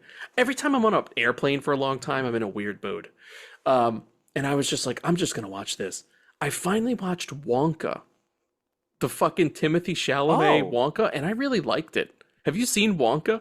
Really? Wow. No, I Yes. haven't. I think my friends and I were making fun of it because we were like, another fucking Wonka movie. Same. And I was ready to hate it. And I got to tell you, the thing that convinced me to watch it was it's directed by Paul King, the guy who made the first two Paddington movies. And I was like, oh, I shit, I love didn't that know guy's style. He made this. And so I was like, let me give it a shot. I wound up really enjoying it, dude. I think if you can get past, because I know you're not like a big musical guy, if you can get past some of the songs, I think you will really enjoy it because the comedy in it is great. Keegan Michael Key is okay. in it. He's fantastic. Hugh Grant is in it. He's also fantastic. It feels Wow, like that's a great Paddington cast. movie. I even like Timothy Chalamet, so Yeah, he's great. I'll check it out. He's great in it. It I feels I like a think Paddington movie. Like, you know, that world of like Oh, that's everything's very cool. friendly and over the top, and like it's this it's like whimsical reality. It's like That's what this movie is. very Chris Columbus. Yes.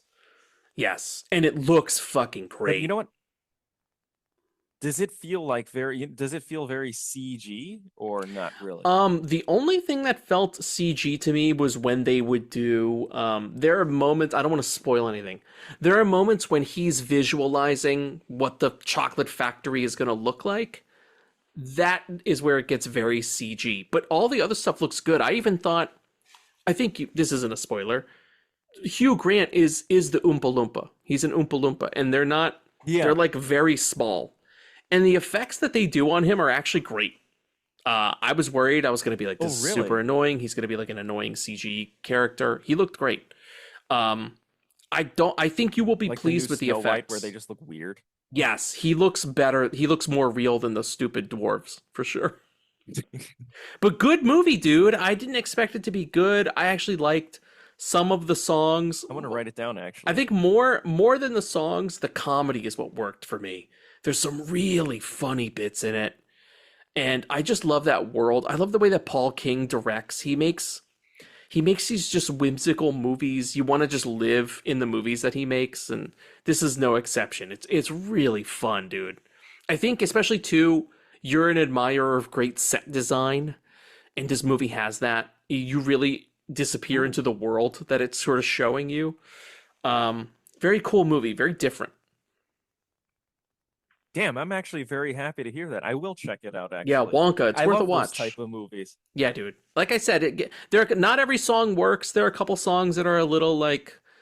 I'm sorry to say it. The little girl has a song. There's a little girl in the movie, and she has a song, and that song, it's the worst part of the movie. But the other songs, they make up for it with the comedy, and sort of these great visual gags. I was really impressed. I thought it was going to be so stupid, and it was great. Wonka. Well, the director's awesome, so Yeah. I'm not surprised. And good to watch on an All right, airplane. I'll check that shit out. If you're on an airplane listening to this, stop the podcast and go watch Wonka instead. What's next for you, buddy? Wow, that's high praise. Should I buzz off a couple because Yeah, rattle through, dude. I'll do two of them then. I watched because they're old movies. I watched the new 4K transfer of Terminator because Tommy was talking about it. I think he picked up a copy. Dude, whoever did the transfer, that shit is mind-blowingly good. This is the first time most of my viewing experiences with Terminator have been like DVD or TV, so they've been very lo-fi. The detail in the frames prior to this, Terminator always looked very low budget, especially when you compare it to Terminator 2, but this transfer made it look so cool. It was like I was watching a new movie. That's Everything awesome. was so clean. Like the tech noir set looked amazing. The costumes, you could see all the detail in them. It was phenomenal. That blew me away. How did the good it Terminator looked. skeleton, that great stop motion bit at the end when it's crawling out of the fire? How did that look? It still got that. It still has that like stop motiony look to it. I love that it look is though. So detailed. Yeah. It makes Fuck sense yeah. in the movie. It looks way better now than it did on DVD. And on DVD, it kind of looked more like in like a very old school. But this one, whatever cleanup they did is fantastic. Sound quality is insanely good. It doesn't Damn. sound like an old movie. God damn. Like I could hear gunfire coming out of like the back left speaker, and like it was fucking awesome. Your neighbors One of the called best the viewing police. experiences I've ever had. Yeah, I would say Tommy, whoever. I mean, great recommendation for that physical media. If you're worried about how it's gonna look and you don't want to buy like another copy of Terminator, this one is totally fucking. Yeah, I worth think it was looks Tommy. Tommy's all phenomenal. about that Terminator. Yeah, Yeah. man. Cool. Yeah, Kick ass. I think he's the one who got me into wanting to check it out. And the other movie, old movie I saw, which I always thought I saw this movie in its entirety, but apparently, and maybe I just saw snippets, was I finally watched Boogie Nights, I guess. Oh, And that was like really good movie. And it was like the one thing I thoroughly loved about it, and this will be my only point in this, is like I like that he has this is a good setup versus what happens later. Like he sets up all these. I like P.T. Anderson because he sets up these movies, and he really says like these are the characters you're gonna dislike, and if anything bad happens to them, you won't really feel too bad. And it's like these are the good characters, and they have bad things happening in their life, And you will feel but bad for them. they will all have a happy ending later. So Yes. it was nice to see a movie where it was like it has those. It could potentially turn into like one of these ultra depressing, like this is the dangers of the industry kind of movies, and it turned into of like no, it's actually a really sweet movie.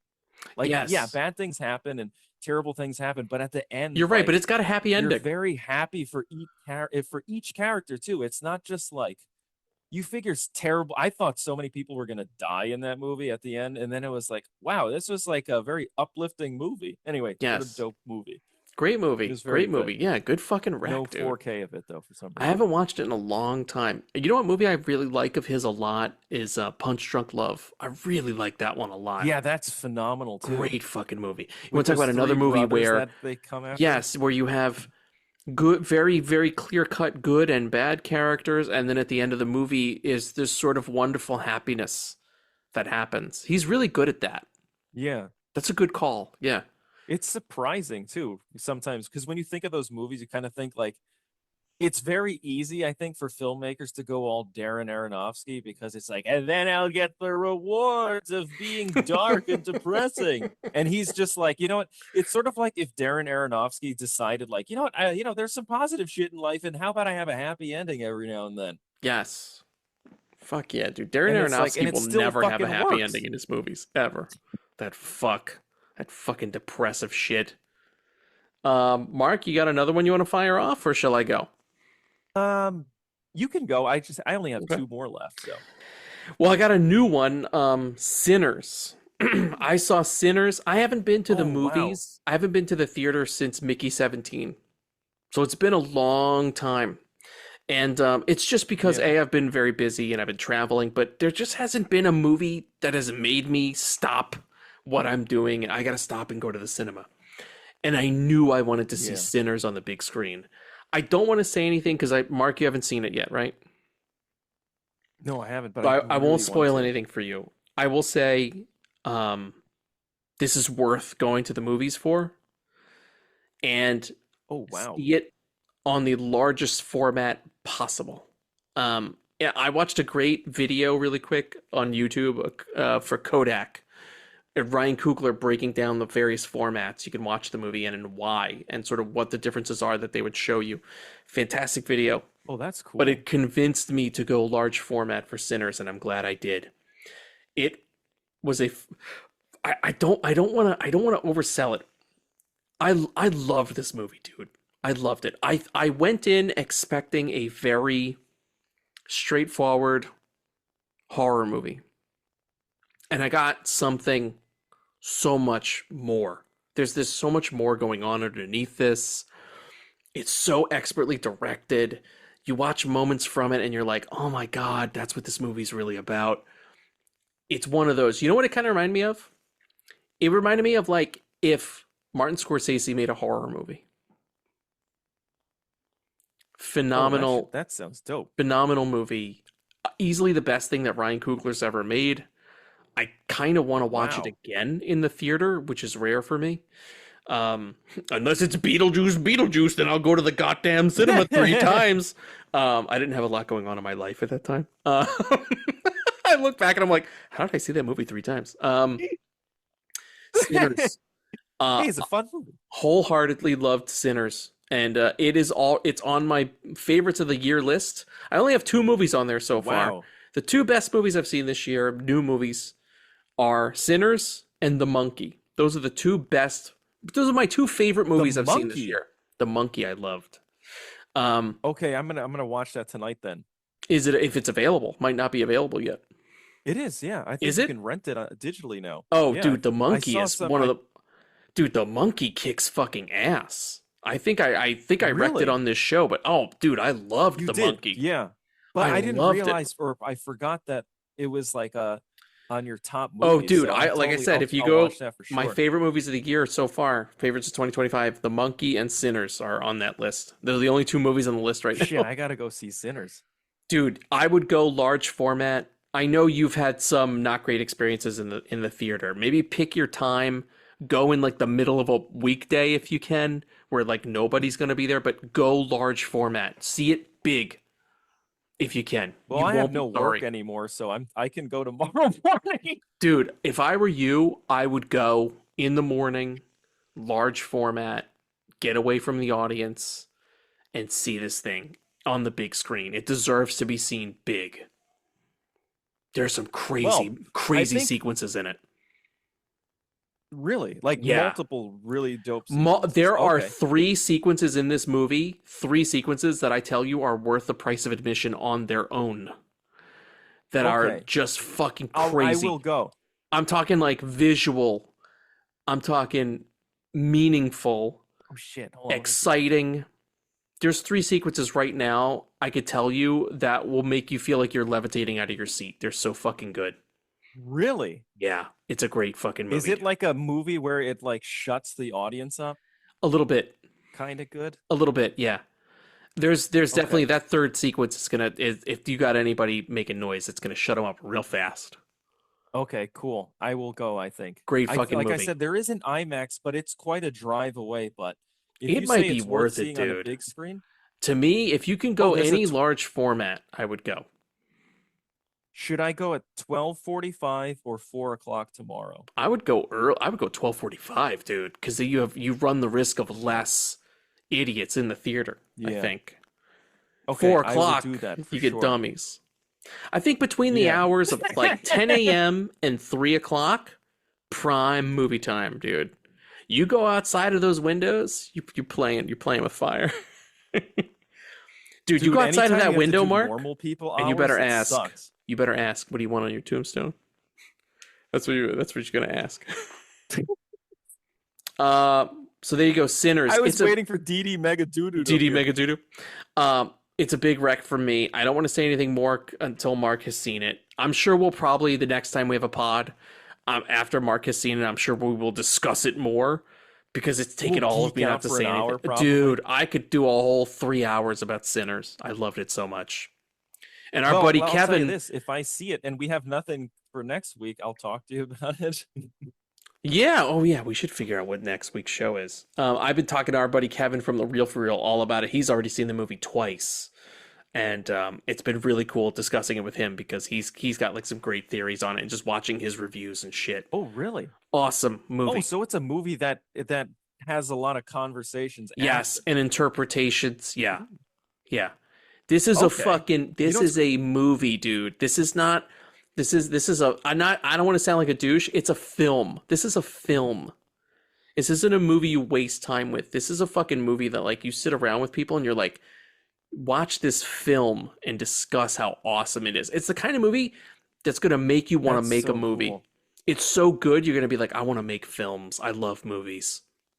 That's how good this Well, that's movie by is. the way. Anytime Ryan Coogler has talked about this movie in interviews, like I get the same feeling that you did. It's like he actually gave a shit. He does, It's like, and holy he fuck, a filmmaker that cares. and That's he's so thinking cool. about it on every possible level, not just as a storyteller, but also as a man presenting the film. How even on a filmic level, the format, how he wants you to view it. It's fucking crazy. It's gonna be. I'm gonna tell you this. Gonna be very hard to replace it. This might wind up being my #1 movie of the year. So it's gonna be very hard Wow. to top it. Damn, that's that's a lot of year left too. Yeah. So that's high praise. It's gonna be very hard to actually, top it it. also reminds me of, not to compare this movie to porn, but just because I watched Boogie Nights, it sounds, you know how Burt Reynolds, he actually cares about what he's making and wants to Yes. shoot and film and have a theatrical release. It's kind of like that movie seems like so topical today because it's like, oh man, it's like, do we make really good content or do we just do video shit that's disposable? Or do we And just it's put cool it to on see a video? younger Yeah. director. Yeah, Here we but it's cool go, to see a making young film director that history on likes videotape. film. Yeah. Right? Isn't that his line? In the I think he's in the limo when he says that. Yes. Yes. But it's cool to see like younger directors, not just like your Christopher Nolans or your Tarantinos talking about film. It's like, oh cool, you got a young filmmaker that is actually passionate about film and actually making a good film. That's so cool. Yes. Yeah, dude. Go see it. I would say run and go see this movie. It's so goddamn good. Mark, what else? yeah. What else you got, buddy? I got two more. How many do you got? I got one more. Okay, so I'll just do one. I saw something that I've really wanted to see.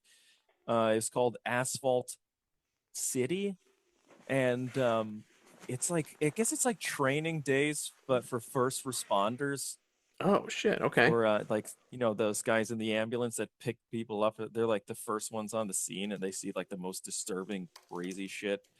So I mean, the movie, it's super dark and it is overly, it does take itself a bit too seriously. But from some of my friends that are in the FDNY that were first responders, it's like they told me stories that are way worse than the stuff that is shown in this movie. So it does have a bit of believability, but I feel as though if you didn't know anyone that was a first responder, like my dad was a first responder, by the way, too.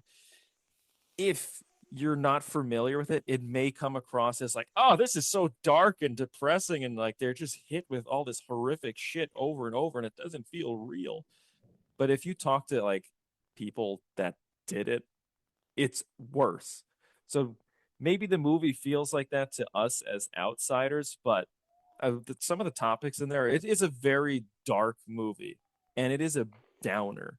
Damn. But I think it's worth watching if you like, especially if you're from New York and you want something gritty. And it's like, there's something about the pacing of this movie too, where it's just like, it just keeps going. So I enjoyed it. And Sean Penn is pretty good too. I saw, always dude, when I enjoy saw watching Sean Penn on the poster, I was like, oh, this is going to be a very serious movie. Yeah, speaking of people that love doing serious movies, Sean Penn, way too serious. Even when I would see him in Tribeca walking around, he looked very serious. Very serious. He's also in that new... He does tell one dirty joke, though. That new PTA joint with Leo DiCaprio. Oh, yeah, that actually looks That looks really pretty fun. Yeah, it looks pretty fun. All right, there you go. Asphalt City. P.T. Anderson. All right. Asphalt City. Whose fault is it? Ass. That was so stupid. That was a bad joke. I'm sorry, everybody. That was really bad. Hey, last for me. That's another clip. Last up for me. Let me hit this. Let me hit this real quick. Spoilers.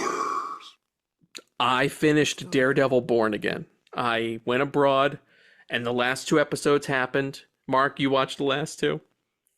Yeah, feel free to spoil. Okay, and you got through the 9th episode, Straight to Hell, the final one? Yeah, I did. That's Okay. why I wanted to. That's why I kind of gave a signal so you can. Thank you. Go crazy. So, if you don't want to hear Daredevil Born Again spoilers, although I don't think people care.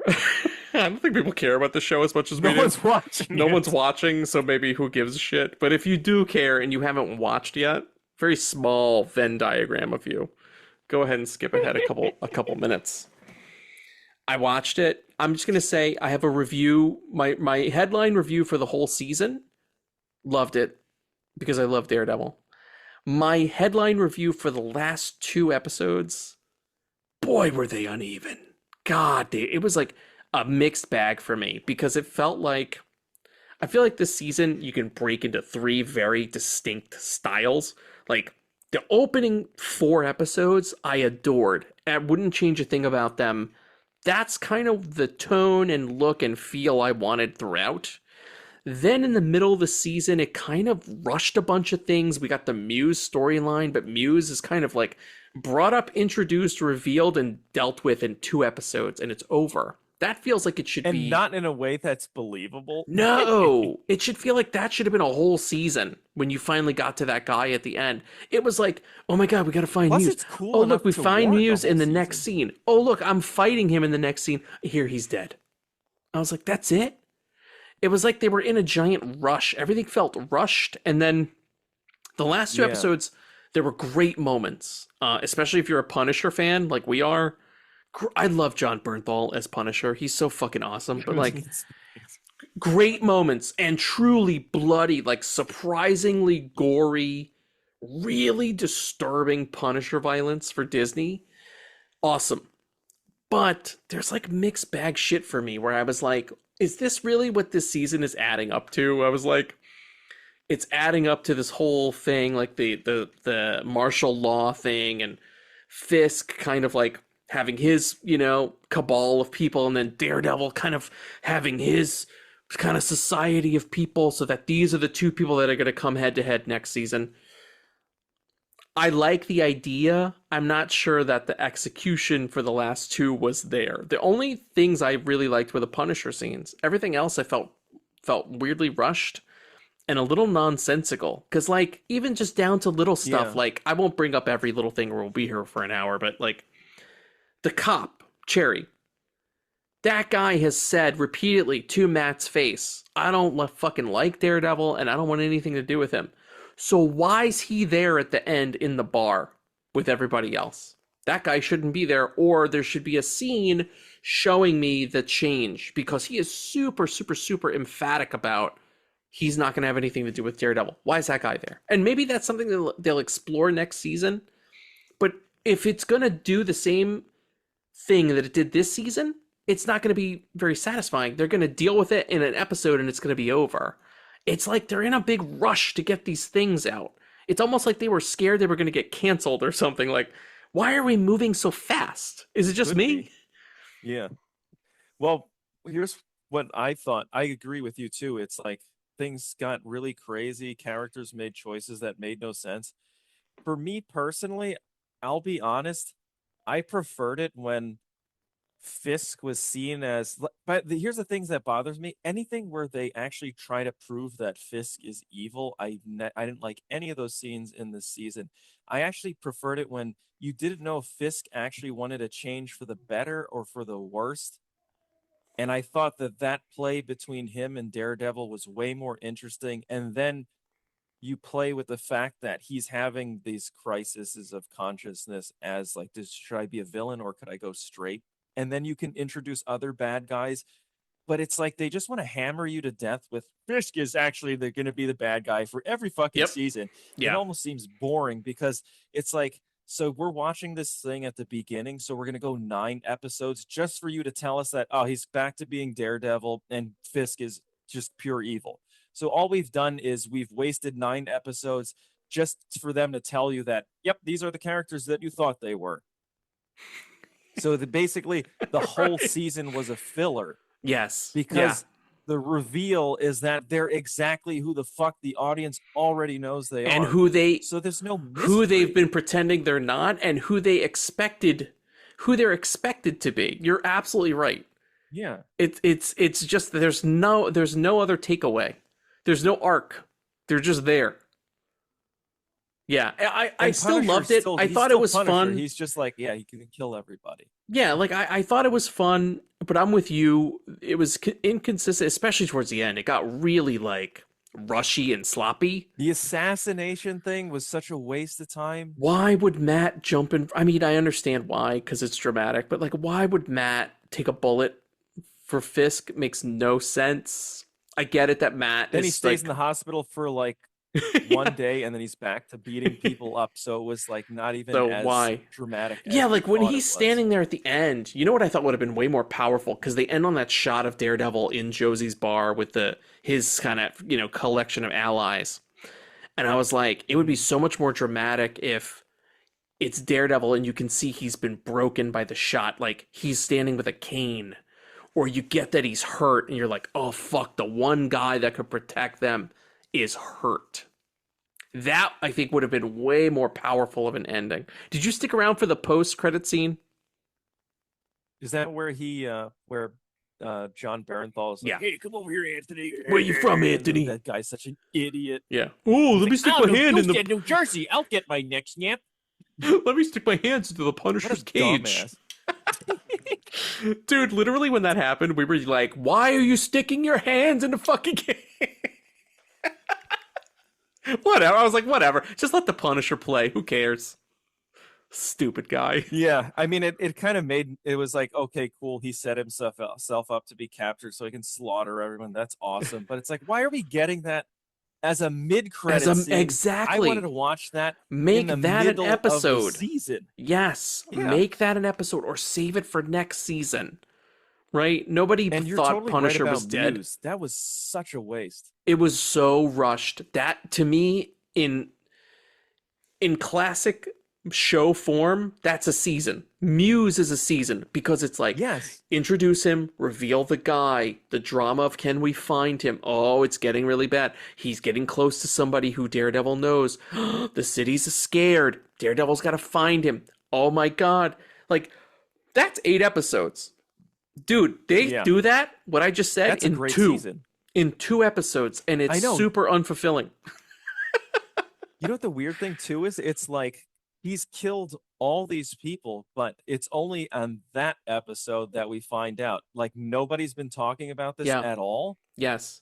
Also, Daredevil didn't you want been... like some what do they call those guys? Forensic science, like didn't you want one scene of a forensic guy explaining how the fuck the blood and the paint made the paint so you couldn't wash it away? I was like, I didn't understand that because I was like, even blood on a wall can wash away. You can pressure wash blood off a wall. They do it in Baghdad all the time. I was like, what makes it so special they can't wash this off the wall? What is the chemical reason they can't do that? I know you even need some bullshitty science thing. It could just be gibberish and that would be fine, yeah, total 100%, dude. One line, just have him say like, oh, it's because the DNA, once it mixes with this pigment, it's like all of a sudden it sticks it to the wall, and okay, great, fine. But they don't even bother to do that. Basically gets himself killed. Yes. It was such a waste too, because that guy's performance was great. That actor, I thought that guy nailed it. Like when he revealed himself to the shrink. Yeah. Dude, can you hear that? My neighbor is like beating the fucking wall or something. Jesus. Yeah, I heard that. I live in a fucking circus. Is that the circus. angry guy? Is he gonna fucking... What was that dude. guy that breaks the walls? The Kool-Aid guy. Dude, he's like yelling and fighting with somebody. Jesus Christ. Wait, really? He's doing something. Anyway, Is did Jason you have Statham next door? Dude, if Statham was here, he would punch through the floor like the Kool-Aid man. He'd be like, "Oh, yeah, man. I'm a working man." Mark, you said you had one more? Yes, I do. I actually finally, and save the best for last, my man Ridley Scott kicked ass with that Dope Thief pilot. Oh my God, that was so much fun. Dude, you finally watched Ridley it? Scott he can direct comedy. He's genuinely funny. Yeah, Dope Thief is awesome. It's shot so well too. It looks great. The acting's awesome. Great chemistry, really entertaining. I'm hoping it's not one of these shows where it's like just the pilot is good. I don't know Ridley Scott's involvement after that episode, but that first episode is awesome. I hope this doesn't turn into one of my recommendations like Boss, where I'm like, it's a fantastic series, and then it dies. That'd be very sad. Dude, Boss. I forgot about Boss. Boss is good. Dope Thief is awesome, though, man. What a cool episode. I love that cast. I love Wagner Moura and Brian Tyree Henry. That's a great fucking team. Great fucking team. Dude, that's cool to hear that it's good. So I'll probably forget about it. Have you been? I'm running a little behind on the studio. Have you been watching the studio? No, I haven't. I've been watching a lot of movies just because I've kind of like I'm so tired of watching shows and then it's like then you got to wait a year. If it's successful, you got to wait a year for and then by the time my dumb brain's already forgotten about it, or it gets canceled and I've wasted so much time, or the show has a terrible ending and I'm like, ah. So I just kind of want to. I've just been watching a lot of films. Although I did watch Mid-Century Modern, which is my replacement Frasier. As some Oh movies in man, Palm Springs. dude, I watched I think episodes 3 and 4 of the studio. I think I'm behind one. They're all great. The studio is fucking Okay. awesome. I don't think I've talked Yeah, about that it on one's- this pod since we've come back, but the studio is great. Did we talk about? I think the last one I saw was the Ron Howard one, and that Oh, one was super okay. funny. That one's amazing, and then there's like a noir one, which is really good, where they do a whole noir cool. thing. It's fucking ridiculous. It's really good. If you're That not show's watching the really studio, but you're listening to this show, you would love it. I don't know you, but you would love it because it is a show for movie nerds. That's all it is. It's catnip for movie nerds. It's hey, pick out this reference. Hey, here's this person. I'm telling you, it's like my little movie nerd half hour that I get on TV. I love it. Doesn't it feel like it's like if I had a show about the behind the scenes, I would totally get this famous director and have him do dumb shit, and then they totally do it for Oh, like yeah, dude. multiple episodes. That's what makes me kind of respect. I've never really cared about Seth Rogen, but that's what makes me kind of respect him. Like, this guy loves the things that we love, and then he's ballsy enough to be like, I love Ron Howard. I'm just gonna write a whole storyline about Ron Howard in this episode and have Ron Howard show up and do it and call him lampoon a himself bald fuck. and call him a bald fuck. It's fucking amazing, dude. Fucking amazing. Anyway, go Well, watch here's the thing. I studio. may not like a lot of Seth Rogen's movies, just at a preference thing, but you can tell, like in interviews and such, and the things he does, he actually gives a shit about making movies and what he makes. So, Oh yeah, big dude. respect to that guy. Studio's fantastic. Great I show. think it's some of his best work. Yeah, I in think I'm anything. behind one, and they're probably going to drop another one this week. I think I'm up to episode 5. I think I need to watch 5. Okay. Oh shit, I am behind. Yeah. So there's a couple. There's some good ones waiting for you. That's it for me, dude. You got anything else? No, I think that's it. All right, everybody. That's it for us. Good to be back. We missed you all. We're out of here. Peace. Peace.